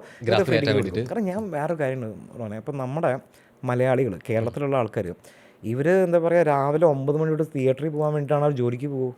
മനസ്സിലായോ? ഇപ്പോൾ Friday Saturday Sunday, Friday evening തൊട്ട് സാറ്റർഡേ സൺഡേ ഈ സമയത്ത് നല്ല കളക്ഷൻ നമുക്ക് പ്രതീക്ഷിക്കാം, നല്ല സിനിമയാണെങ്കിൽ. മൺഡേ ട്യൂസ്ഡേ വെൻസ്ഡേ തേഴ്സ്ഡേ നമുക്ക് പ്രതീക്ഷിക്കാൻ പാടില്ല. അപ്പോൾ തിയേറ്ററുകാർ തീരുമാനം എടുക്കണം ഒരു റിലാക്സേഷൻ പീരീഡ് എന്ന് പറഞ്ഞ സംഭവമില്ല. അപ്പോൾ അവർ പറയണം എന്താ പറയുക, ഇപ്പോൾ ഇവിടെ ഇപ്പോൾ ഈ ഷോയ്ക്ക് ആളില്ല, ഒട്ടനെ തന്നെ ഹോൾഡ് ഓവർ എന്ന് പറയുകയാണ്. ഹോൾഡ് ഓവർ എന്ന് പറഞ്ഞാൽ അടുത്ത ദിവസം പടം എടുത്ത് കൊണ്ടുപോയിക്കുന്ന ഒരു ഉദ്ദേശം. ഇപ്പോൾ മനസ്സിലായോ? ഇത് കേൾക്കുമ്പോൾ ഇപ്പോൾ ഫിയോക്ക് അവർ പറയും അങ്ങനെയല്ല, ഞങ്ങൾക്ക് ഇങ്ങനെ പട്ടികയുണ്ട്. ഞാൻ എന്ത് പട്ടികയുടെ കാര്യം പറയുകയാണെന്നുണ്ടെങ്കിൽ നമ്മളൊരു മാതിരി നോക്കിക്കഴിഞ്ഞാൽ ഈ ഫിയോക്കും അവിടെ ഇവിടെയും നമ്മൾ എല്ലായിടത്തും പ്രശ്നത്തിൻ്റെ കാര്യം നമ്മൾ കേൾക്കാറുണ്ട്. സിനിമ പ്രശ്നം ഇത് വലിയ പടങ്ങളുടെ അടുത്ത് മാത്രമേ പ്രശ്നമുള്ളൂ. ചെറിയ പടങ്ങളുടെ ഒരു മൈൻഡ് പോലും ചെയ്യില്ല. പക്ഷേ എങ്ങാനും ചെറിയ പടം കയറി അടിച്ചാലുണ്ടല്ലോ ആ കളി മാറും. അപ്പം എനിക്കത് പറയുന്ന ഒരു ഏറ്റവും വലിയ എക്സാമ്പിൾ എന്ന് പറയുമ്പോൾ തണ്ണീർ, മറ്റേ AD ഗിരീഷിൻ്റെ ആദ്യത്തെ പടത്തിൽ തണ്ണിമത്തൻ സ്റ്റാർ കാസ്റ്റ് ഉണ്ടായിരുന്ന പടത്തിന് മനസ്സിലായോ? ആ പ്രൊഡ്യൂസർ ഭയങ്കര റിസ്ക് എടുത്ത് ഇറക്കിയ സിനിമയാണ്. വിനീത് ശ്രീനിവാസൻ ഗസ്റ്റ് ഉണ്ടായിരുന്നു. പക്ഷെ എന്നിട്ട് പോലും എന്താ പറയുക പുതുമുഖങ്ങളുടെ പടം എന്ന് പറഞ്ഞു പടം കയറി അടിച്ചില്ലേ. മനസ്സിലായി? അപ്പോൾ എനിക്ക് തോന്നിച്ചാൽ ഗിരീഷിൻ്റെ ഒരു ഭയങ്കര റെക്കഗ്നേഷൻ കിട്ടിയത് പ്രേംലുവിന് ശേഷമായിരിക്കും. പക്ഷെ അദ്ദേഹം അതിന് മുമ്പ് മറ്റെന്താ പറയുക സൂപ്പർ ശരണ്യ ചെയ്തു. ആൾ ചെറിയ പടങ്ങൾ ചെയ്തിട്ട് അടിച്ചടിച്ച് കയറി വന്നു. പക്ഷേ ഈ ഗിരീഷിൻ്റെ ഏറ്റവും വലിയ ഏറ്റവും വലിയ ഗുണം എന്ന് വെച്ചാൽ ഗിരീഷിനെ വിശ്വസിക്കാൻ കുറച്ച് നല്ല പ്രൊഡ്യൂസേഴ്സ് ഉണ്ടായിരുന്നു. ഇപ്പോൾ തണ്ണിമത്തൻ്റെ ദിനത്തിൻ്റെ പ്രൊഡ്യൂസർമാർ ആരൊക്കെയോ ചോദിച്ചാൽ ജോമോൻ ടി ജോൺ, ഷമീർ മുഹമ്മദ്, പിന്നെ ഈ പറയുന്നത് അതിൻ്റെ ബക്കറുണ്ട്. അപ്പോൾ ഇവരെല്ലാവരും അതാ പറയുക അങ്ങനത്തെ നല്ല പ്രൊഡ്യൂസേഴ്സ് ഇപ്പോൾ ഉണ്ടോയെന്ന് വെച്ച് കഴിഞ്ഞാൽ ഞാൻ ഭയങ്കര ഡൗട്ട്ഫുള്ളാണ്. പടക്കളം സിനിമയുടെ കഴിഞ്ഞിട്ട് 10 ദിവസം കഴിയുമ്പോൾ വിജയ് ബാബും അതുപോലെ ഷറഫ്ദീനും കൂടി പറഞ്ഞിട്ടുണ്ടായിരുന്നു, ഇപ്പോൾ 10 ദിവസമായി ഞങ്ങളിപ്പോൾ ലാഭത്തിലാണ് എന്നുള്ള രീതിയിലേക്ക് ഇൻഡയറക്റ്റ് ആയിട്ടും ഡയറക്റ്റ് ആയിട്ട് ഹിറ്റ് ചെയ്യുന്ന ഒരു കാര്യം ഉണ്ടായിരുന്നു. ഇനി ഇത് കുറച്ച് ദിവസം കൂടി കഴിയുമ്പോൾ ഇതിന്റെ കണക്ക് ഇങ്ങനെയല്ല എന്ന് പറഞ്ഞ ആരും വരരുതെന്ന് പറഞ്ഞിട്ട്. അപ്പോൾ ഇത് എവിടെയോ അത് കൊടുത്തത് ഇത്തരം കണക്കിൽ പുറത്തു വരുന്നതിനെ പറ്റി തന്നെയായിരുന്നു. അവർ പറഞ്ഞു ഒരു തെറ്റും. കാരണം എൻഡ് ഓഫ് ദ ഞാൻ പറയുന്നത് ഇത് ഒരു ക്രിയേറ്റീവ് ഫീൽഡാണ്. ക്രിയേറ്റീവ്ലി നമ്മൾ ഇൻവോൾവ് ആയിട്ട് നമ്മൾ ഇങ്ങനെ ഇത് നമുക്ക് കയറ്റി കൊണ്ടുവരാം. അതിന് വേറെ ഇവിടെ ഈഗോൻ്റെ പേരും പറഞ്ഞാൽ അങ്ങോട്ടും ഇങ്ങോട്ടും ചളി വരി തേക്കുക, കല്ലെടുത്ത് കയറിയ എല്ലാ കാര്യമുണ്ടാവും. ഈ നമ്മൾ ഇഷ്ടമുള്ള മേഖല തിരഞ്ഞെടുക്കുമ്പോൾ എല്ലാ പാരൻസിൻ്റെ സൈഡിൽ നിന്നാണെങ്കിലും നമുക്ക് പ്രിയപ്പെട്ട ഒരു സൈഡിൽ നിന്നാലും കിട്ടുന്നൊരു ഡയലോഗ് ഇതാണ്, നീ ഒരു ഡിഗ്രി കയ്യിലെടുക്കുക എന്നിട്ട് നീ എന്താണെന്ന് വെച്ചാൽ അയക്കും എന്നുള്ളത്. വർഷങ്ങൾക്ക് ഇപ്പുറം കാലങ്ങൾക്ക് ഇപ്പുറം ഈ വാചകത്തിനും വരിക്കും മാറ്റില്ല എന്ന് തന്നെയാണ് വിശ്വസിക്കുന്നത്. ഇപ്പോഴും ഇത് മാറി. ഞാൻ ഇന്നാളെ ഒരു പടം പ്രൊമോട്ട് ചെയ്യാൻ വേണ്ടി, വത്സര ക്ലബ്ബ് പ്രൊമോട്ട് ചെയ്യാൻ വേണ്ടി ഞാനൊരു റിയാലിറ്റി ഷോയിൽ പോയി പങ്കെടുത്തു. അപ്പോൾ അവിടെ ബിഹൈൻഡ് ദ സ്റ്റേജ് കുട്ടികൾ അച്ഛനും അമ്മയും മാറി നിന്നിട്ട് ഒന്നൊരു പറഞ്ഞേ പഠിപ്പിച്ചുകൊണ്ടിരിക്കുക. അത് അവർ അതിൽ നിന്ന് ഒരു വരുമാനം വരുന്നുണ്ട്. കുട്ടികളുടെ ടാലൻറ്റ് ഇപ്പം ഞാൻ ഇൻഫാക്ട് ഞാൻ റിയാലിറ്റി ഷോയിൽ വരുന്നപ്പോൾ ഞാൻ കുട്ടികളുടെ പെർഫോമൻസ് കണ്ടിട്ട് ഞാൻ വരെ ഞെട്ടി. മനസ്സിലായി? അപ്പം ഞാൻ ഒരു സെക്കൻഡ് ആലോചിച്ചു. അപ്പം ഞാൻ എൻ്റെ കൂടെയുള്ള ആക്ടേഴ്സിൻ്റെ അടുത്ത് ഞാൻ പറഞ്ഞു, ഈ കുട്ടികളുടെ അഭിനയം കണ്ട ഇവരുടെ കൂടെയാണ് പിടിച്ചു നിൽക്കേണ്ടത്. ഒരു പക്ഷേ ഭയങ്കര ഹൈ കോമ്പറ്റീഷനാണ്. പക്ഷേ പേരൻസ് ഇപ്പോൾ സപ്പോർട്ട് ചെയ്യുന്നുണ്ട് ഇഷ്ടം പോലെ. പക്ഷേ അന്ത ഒരു കാലത്തൊരു അത് അവരുടെ തെറ്റല്ല, ഒരു ചിന്താഗതി ഉണ്ടായിരുന്നല്ലോ. ഇപ്പം നമുക്കൊരു കയ്യിൽ ഡിഗ്രി ഉണ്ടെങ്കിൽ ഇപ്പം വിചാരിച്ച കാര്യം നടന്നില്ല എന്നുണ്ടെങ്കിൽ നമുക്ക് അങ്ങനെയെങ്കിലും പണിക്ക് പോവാം. പക്ഷേ അതിൻ്റെ ഒപ്പം തന്നെ ഇപ്പോൾ ഈ വരുമാനം ഒരു മാനദണ്ഡമായി മാറുന്നില്ല എന്നുള്ളതാണ്. കാരണം ഇപ്പം നമുക്ക് കിട്ടുന്ന മേഖല, ഇഷ്ടപ്പെട്ട ഒരു മേഖല, മീഡിയോ മറ്റോ സിനിമയോ മറ്റെന്ത് തന്നെയാണെങ്കിലും കിട്ടുന്ന വരുമാനം ലക്ഷങ്ങളാണെങ്കിൽ പോലും ഒരു 9 to 5 ജോബിൽ കിട്ടുന്നത് ചിലപ്പോൾ 20,000 22,000 ആണെങ്കിൽ ഈ പാരൻസ് കുറേ കൂടി സന്തുഷ്ടമാവുന്ന അവിടെയാണ്. അതിന് പറയുന്നൊരു കാരണം ചിലപ്പോൾ ഒരു സ്ഥിര വരുമാനമാണ് ഇതെന്നുള്ളതായിരിക്കും പറയുന്നൊരു ഉത്തരം എന്നുള്ളത്. ഞാൻ ചോദിക്കുന്നത് ഈ ചിന്ത മാറിയിട്ടുണ്ടോ പൂർണ്ണമായിട്ട്? എനിക്ക് ആ അഭിപ്രായമില്ല. എനിക്ക് ഒരു ടീനേജ് പ്രായത്തിലുള്ള മകളുണ്ട്. എനിക്ക് നല്ല പ്രായമുണ്ട്. ഇത് മറ്റേ സീരിയസ്ലി എനിക്ക് 13 വയസ്സൊരു മകളുണ്ട്. വിളിച്ചിട്ട് മറ്റേ നമുക്ക് എടുക്കാം സ്പടികം. അത് വേറെ വലിയൊരു തമാശയുണ്ട്. അത് 2023 സ്പടികം റിലീസായിരുന്നു. അപ്പോൾ ആര്യ വന്നു, ഞാനും വന്നു. അപ്പോൾ ആര്യക്ക് വലിയ മാറ്റമൊന്നുമില്ല. അപ്പോൾ ഞങ്ങൾ ഭദ്രനങ്ങളെ കാണാൻ വേണ്ടി, അപ്പോൾ ഞങ്ങൾ ഇടയ്ക്ക് കാണാം, ഫാമിലി ഫ്രണ്ടിൽ ഇടയ്ക്ക് കാണാറുണ്ട്. പക്ഷെ എനിക്ക് തോന്നുന്നു ചെന്ന് കോവിഡിനൊക്കെ എല്ലാത്തിന് ശേഷം ഒരു 5 കൊല്ലത്തിന് ശേഷമാണ് ഭദ്രനങ്ങളെ ഞാൻ നേരിട്ട് കാണുന്നത്. ഞാൻ കയറി ചെന്നപ്പോൾ എന്നെ ഭദ്രങ്ങൾ പെട്ടെന്നൊരു നോട്ടം അടിയോട്ട് മുടിയോ നോക്കിയിട്ട്, നീ സ്പടികത്തിന് ശേഷം ഇതൊരു വളർന്നില്ല. സത്യം. കാരണം ചില പലതിൻ്റെയും രണ്ടാം ഭാഗം വേണം, ഹിറ്റായിട്ടുള്ള സംരംഭത്തിലേക്ക് നമ്മൾ ഇപ്പോഴും പറയുന്നല്ലേ. അപ്പോൾ അതുപോലെ പണ്ടത്തെ വരുമ്പോൾ ചില ആർട്ടിസ്റ്റുകൾ ഉണ്ടാവില്ല നമുക്കിപ്പം. മണിച്ചേട്ടനോട് സംസാരിക്കാറുണ്ട്. അല്ലെങ്കിൽ ചില പറയും നമുക്കത് വീണ്ടും എടുക്കുന്ന സമയത്ത് ആർട്ടിസ്റ്റിൻ്റെ കുറേ കാര്യങ്ങളുണ്ട്. ഇപ്പോൾ എനിക്ക് തോന്നുന്നു അതിൽ 13 സാറ് ചിന്തിച്ച് കഴിഞ്ഞ് കഴിഞ്ഞാൽ ഭയങ്കര ഈസിയാണ്. കാരണം ഇനി കുറച്ച് ഫ്ലാഷ് ബാക്ക് സീൻസ് എടുക്കണം ലാലേട്ടനെ വെച്ചിട്ട് എടുക്കുന്നത് വെച്ച് കഴിഞ്ഞാൽ ഈസിയാ. അത് ഞാൻ എന്താ പറയാ ഒരു വർഷം തമാശയായിട്ട് പറഞ്ഞു കേട്ടോ. അതായത് എമ്പുരാനിൽ ലാലേട്ടൻ്റെ ചെറുപ്പകാലം ചെയ്യണേ ഞാൻ റെഡി ചെയ്ത് പക്ഷെ എന്നെ വിളിച്ചത് സ്വന്തം മകനായി പോയി. പക്ഷെ ആ ഇടയ്ക്ക് എനിക്ക് അതിൻ്റെ ഒപ്പം ചേർത്ത് വെച്ച് ചോദിക്കേണ്ട കൂടിയാണ്, ഭയങ്കരമായിട്ട് മേക്ക് ഓവർ ആയിട്ട് വെയിറ്റ് ഒക്കെ കുറച്ച് ഇതിവിടെ ബോളിവുഡിൽ മാത്രമല്ല മലയാളത്തിൽ നടക്കുന്ന പോസ്റ്റ് ഒക്കെ. അയ്യോ അതിൻ്റെ കേസ് എന്ന് പറയും. സത്യം പറഞ്ഞല്ലേ, ഞാൻ പറഞ്ഞല്ലോ എൻ്റെ ഒരു ഫിൽമോഗ്രഫി ആരും അഡാപ്റ്റ് ചെയ്യാൻ പാടില്ല എന്ന് പറയുന്ന കാര്യം എന്ന് വെച്ചാൽ. പക്ഷെ അത് ഭീകരമായിട്ട് എനിക്ക് പോസ്റ്റ് കാണിക്കേണ്ടിയിരിക്കുന്നു, ഭയങ്കരമായിട്ടൊരു ഇല്ലേ. എത്ര വെയിറ്റ് കുറച്ചു, എത്ര കിലോ? അത് ആ തടിയൻ ആയിട്ടിരിക്കുന്ന ഇതുണ്ടല്ലോ, അത് ഞാൻ 100-102 ആ ഒരു റേഞ്ചിലാണ്. 100 കടന്നു, 3 ആയിട്ടുണ്ട്. 100 അത് ചില ദിവസങ്ങളിൽ 101, ചില ദിവസങ്ങളിൽ 100, ചെറിയ വ്യത്യാസമുള്ളൂ. അപ്പോൾ ഇത് എത്രയിലോട്ട് കുറച്ചു? ഇത് ഞാൻ അത് എന്താ പറയുക, മെക്സിക്കൻ അപാരത്തിൽ അഭിനയിക്കാൻ വേണ്ടിയിട്ടാണ് കുറച്ച്. അപ്പോൾ ശരിക്കും എന്താ സംഭവം ഉണ്ടായെന്ന് അറിയാം, ഞാൻ യൂട്യൂബ് റൂട്ടസിൻ്റെ ഷൂട്ടും കഴിഞ്ഞ് ഞാൻ ഇരിക്കുക. അപ്പോൾ അടുത്ത 2 സംവിധാനം ചെയ്യാനുള്ള 2 സിനിമകൾ ഇങ്ങനെ എന്താ പറയുക 2 സ്ക്രിപ്റ്റുകളും തീർത്ത് 2 ലീഡിങ് ആക്ടേഴ്സിൻ്റെ സ്റ്റാർസിൻ്റെ മറ്റേ ഡേറ്റും ബ്ലോക്ക് ചെയ്ത്. പക്ഷേ ഈ 2 പേർക്കും പല പല കാരണങ്ങൾ കൊണ്ടും 1 കൊല്ലം കഴിഞ്ഞിട്ട് 1.5 കൊല്ലം കഴിഞ്ഞ് ചെയ്യാൻ പറ്റുള്ളൂ എന്ന് പറഞ്ഞിട്ട് നീണ്ടുകൊണ്ടിരിക്കുന്നു. അപ്പോൾ അതുവരെ എന്ത് ചെയ്യും എന്ന് പറഞ്ഞിട്ട് സ്ക്രിപ്റ്റ് എത്ര പ്രാവശ്യം എന്ന് വെച്ചാൽ മാറ്റി എഴുതും. അപ്പോൾ അങ്ങനെ ഇരിക്കുന്ന സമയത്താണ് എൻ്റെ അസിസ്റ്റൻ്റ് ആയിരുന്നു ടോം മെമ്മട്ടി, അതായത് മെക്സിക്കൻ ഭാരത. അപ്പോൾ ടോം എന്താ പറയുക ഈ സിനിമ മെക്സിക്കൻ ഭാരത പ്ലാൻ ചെയ്തപ്പോൾ എന്നോട് ചോദിച്ചു, ശരിക്കും പറഞ്ഞാൽ വേറൊരു ആക്ടറിൻ്റെ അടുത്താണ് മെക്സിക്കൻ ഭാരത പോയത്. ആ മനുഷ്യനാണെന്നുണ്ടെങ്കിൽ ചെയ്തില്ല, ബിക്കോസ് ഡയറക്ടറിൻ്റെ വിശ്വാസം ഇല്ല എന്നൊക്കെ പറഞ്ഞിട്ട്. അപ്പോൾ എന്നോട് അപ്പോൾ ഞാൻ എന്താ ചെയ്യുക ചേട്ടാന്ന് പറഞ്ഞപ്പോൾ ഞാൻ പറഞ്ഞു ടോവിനോനെ കാസ്റ്റ് ചെയ്യും. അപ്പോൾ അന്ന് ബ്രൂട്ടസ് ഇറങ്ങി അതിൻ്റെ പിന്നാലെ മൊയ്തീനും അറൗണ്ട് ദ കോർണർ ഉണ്ടെന്ന് എനിക്കറിയാം.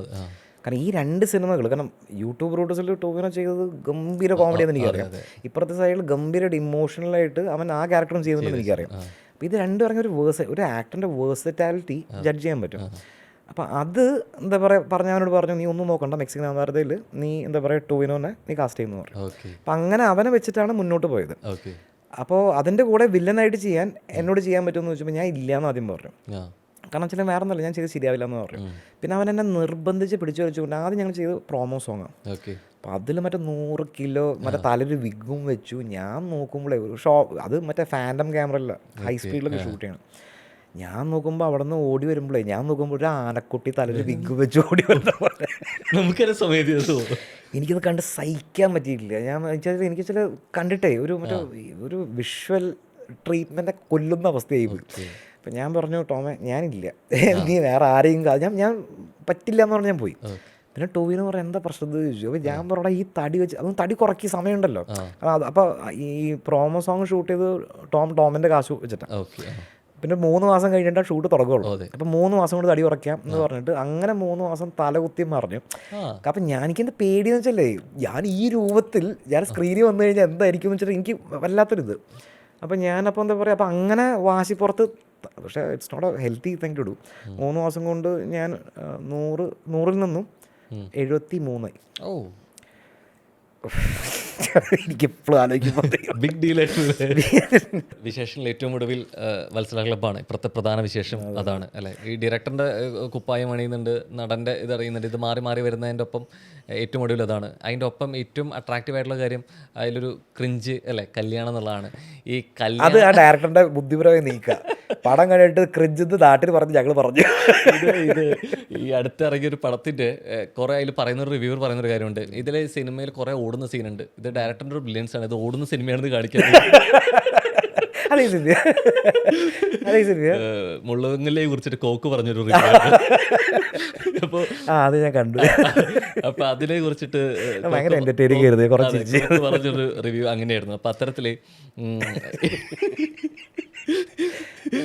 ശരിക്കും പറഞ്ഞല്ലേ, ഞാൻ മലയാള സിനിമയിൽ ഒരുമാതിരി എല്ലാ ഫിലിം മേക്കേഴ്സും കോക്കിൻ്റെ റിവ്യൂ ഉണ്ട്. പേഴ്സണലായിട്ട് പറയാം, ചിരിച്ച് മറയാറുണ്ട്. കാരണം അത് നമ്മൾ വിചാരിക്കും മറ്റാളെ കുത്തി പറയണത് സുഖം. ഇപ്പോൾ വത്സല ക്ലബ്ബ് നാളെ ചിലപ്പോൾ അയാൾ പിച്ച് ചിന്തുമായിരിക്കും, അറിയില്ല. പക്ഷെ എന്നാലും ഞാൻ കണ്ട് ഞാൻ ചിരിക്കും. ഞാൻ റിവ്യൂ ആയിട്ടല്ലേ കാണുന്നത്, അതൊരു സ്റ്റാൻഡപ്പ് കോമഡി ആയിട്ട് കാണുന്നത്. അല്ല, അത് ഏറ്റവും കൂടുതൽ ആസ്വദിക്കുന്ന ആൾ അജു വർഗീസാണ് ഏറ്റവും കൂടുതൽ ആസ്വദിക്കുന്നത്. എനിക്കൊന്ന് അജു എത്രയോ സ്ഥലത്ത് എന്താ പറയുക കോക്കിനെ സപ്പോർട്ട് ചെയ്ത് സംസാരിച്ചിട്ടുമുണ്ട്. എനിക്കൊന്ന് കോക്ക് പലപ്പോഴും പല ആക്ടേഴ്സും പറഞ്ഞു കേട്ടിട്ടുണ്ട്, ഇത് വന്നു കഴിഞ്ഞ് കഴിഞ്ഞിട്ട് കാണുന്നിടത്ത് ഞാനിങ്ങനെയൊക്കെ പറഞ്ഞിട്ടുണ്ട് കുഴപ്പമില്ലല്ലോ ചോദിക്കുന്ന ഒരു പ്രവണത വരുന്നുണ്ട്. ഇതിലൊന്നും കാര്യമൊന്നുമില്ല. സിനിമ നല്ലതാണെന്നുണ്ടെങ്കിൽ ഇവരാരും ഒന്നും പറയാൻ പാടില്ല. ഇപ്പം കോക്ക് തന്നെ ഒരു സിനിമ കണ്ടു കഴിഞ്ഞാൽ കോക്കൊന്നും പറയില്ല, അത്യുഗ്ര സിനിമ ഗംഭീരം എന്ന് പറയില്ലേ. ആ സിനിമ നല്ലതായതുകൊണ്ടാണ്. സിനിമ ഞാൻ പറയട്ടെ, കോക്ക് മോശം പറഞ്ഞ സിനിമകളൊക്കെ ഇരുന്ന് ഞാൻ കണ്ടിട്ടുണ്ട്. വളരെ വളരെ അത് അങ്ങനെ പറഞ്ഞില്ലെങ്കിൽ അത്ഭുതമുള്ളൂ. അപ്പോൾ അയാൾ റോസ്റ്റിങ് ചിലപ്പോൾ ഭയങ്കര പേഴ്സണൽ അറ്റാക്ക്, അതായത് ഒരു പരിധി വരെ നല്ലതല്ല. പക്ഷെ അയാൾ പറഞ്ഞ മോശം പടങ്ങൾ എപ്പോഴും മോശം പടം തന്നെയാണ്. ചില ആൾക്കാർക്ക് ചില സിനിമകൾ അയാൾക്ക് ഇഷ്ടപ്പെട്ട പടങ്ങൾ എനിക്ക് വർക്ക് ആയിട്ടില്ല. എല്ലാ കാലവും സ്വീകാര്യതയുള്ള ഒരു പ്രമേയമാണ് കല്യാണം. അത് എപ്പോഴൊക്കെ സംസാരിച്ചിട്ടുണ്ടോ അതിൽ ഒരു ഫാമിലി ഓഡിയൻസിനെ കൊണ്ടുവരാനും നർമ്മം ഇഷ്ടപ്പെടാനും ഒക്കെ ബന്ധപ്പെട്ട ഒരു പ്രമേയമാണെന്നുള്ളതാണ്. അപ്പോൾ ശരിക്കും മത്സര ക്ലബ്ബ് അതിൽ നിന്ന് വേറിട്ട് നിൽക്കുക എന്തുകൊണ്ടാണ്? ക്യാപ്ഷനിൽ അവർ എത്രത്തോളം കൊടുക്കുന്നുണ്ടെങ്കിൽ കല്യാണത്തിന് ഇത്ര മാർക്കറ്റ് ഉള്ളതുകൊണ്ടാണോ? അത് ഞാൻ ഒറ്റ ലൈന് സാധനം പറഞ്ഞുതരാം. ഒരു ഗ്രാമം, അവിടെ ആരെയും കല്യാണം കഴിപ്പിക്കില്ല എന്ന് പറയുന്ന ഒരു ഗവൺമെൻറ് പോലെ ഒരു പഞ്ചായത്ത് പോലത്തെ ഒരു ഗ്യാങ് ഓഫ് ആൾക്കാരുണ്ട്. ഇവിടെ നിന്ന് ആരും കിട്ടില്ല. അപ്പോൾ അവിടെ നിന്ന് അവസാനം കെട്ടാൻ പറ്റാണ്ടാവുമ്പോൾ ബംഗാളികളൊക്കെ പോയിട്ട് കല്യാണം കഴിക്കണം. കല്യാണം നടത്താൻ സമ്മതിക്കില്ല. അതൊരു ഗെയിമും കോമ്പറ്റീഷനായിട്ട് പോലെ കാണുന്നു. ഒരു ദണ്ടൊക്കെ ഉണ്ട്, മനസ്സിലാക്കിയ? അതായത് ഈ ദണ്ട് ഞാൻ കൈമാറുന്നു അടുത്ത ഇവരാണ്. അപ്പോൾ ഇവരെ കാണുന്നത്. അപ്പോൾ അവിടെ ഒരു ക്ലബ്ബ് ഉണ്ട്, ആ ക്ലബിൽ ഒരു 5 പേരുണ്ട്. അപ്പം അവര് തീരുമാനിക്കുകയാണ് ഞങ്ങൾ ഇവിടെ കല്യാണം നടത്തിയിരിക്കും എന്ന് പറഞ്ഞ് നടക്കുന്ന ഒരു ഇവൻ്റാണ്. അതായത് ഒരു 2 പകലും അല്ല, ഒരു രാത്രിയും 2 പകലും സംഭവങ്ങളാണ്. അത്രേ ഉള്ളൂ. അവിടെ കല്യാണം നടത്തും, അത്രേ ഉള്ളൂ. അപ്പൊ ഈ കല്യാണം പണ്ട് നടത്താൻ വേണ്ടി ഒരുത്തം കുറേ തലകുത്തിയും പറഞ്ഞു. അവസാനം അവൻ എന്നിട്ട് നടത്താൻ ശ്രമിച്ചിട്ട് നടന്നില്ലെങ്കിൽ അവര് നാട് വിട്ടോന്ന് പറയും. മറ്റേ ബാനാ. പിന്നെ ഇങ്ങോട്ട് അടുത്ത സുമംഗലി ബാൻ അടിച്ചു കൊടുക്കും. അപ്പൊ ഇതൊരു ഫൺ പരിപാടി. അപ്പൊ ഞാൻ പറഞ്ഞത് ഇത് വലിയ ലോജിക്കും പരിപാടിയൊന്നും ഇല്ല. ഇപ്പൊ ഞാൻ പറഞ്ഞാൽ ചിലപ്പോൾ നമ്മളിപ്പോ ഫാമിലി ആയിട്ട് പടത്തിന് പോവാം, പിള്ളേരൊക്കെ ആയിട്ട് പോവാ, വെറുതെ പൊട്ടിച്ചിരിക്കുക, തിരിച്ചു വരിക, അങ്ങനെ പറ്റിയൊരു സിനിമയാണ് മത്സര ക്ലബ്ബ്. അല്ലാണ്ട് ഇതൊരു മഹത്തായ സിനിമ ഞാൻ പറയില്ല, ആരും പറയില്ല. ഫൺ അത്രേ ഉള്ളത്. എനിക്ക് ഒരു 2 മണിക്കൂർ സിനിമയുള്ളത്. ആൾക്കാർ പോകുന്നത് എൻജോയ് ചെയ്ത് തിരിച്ചു വരുന്നത്. Happy happy. ചിത്രമായിട്ട് താങ്ക് യു സോ മച്ച്.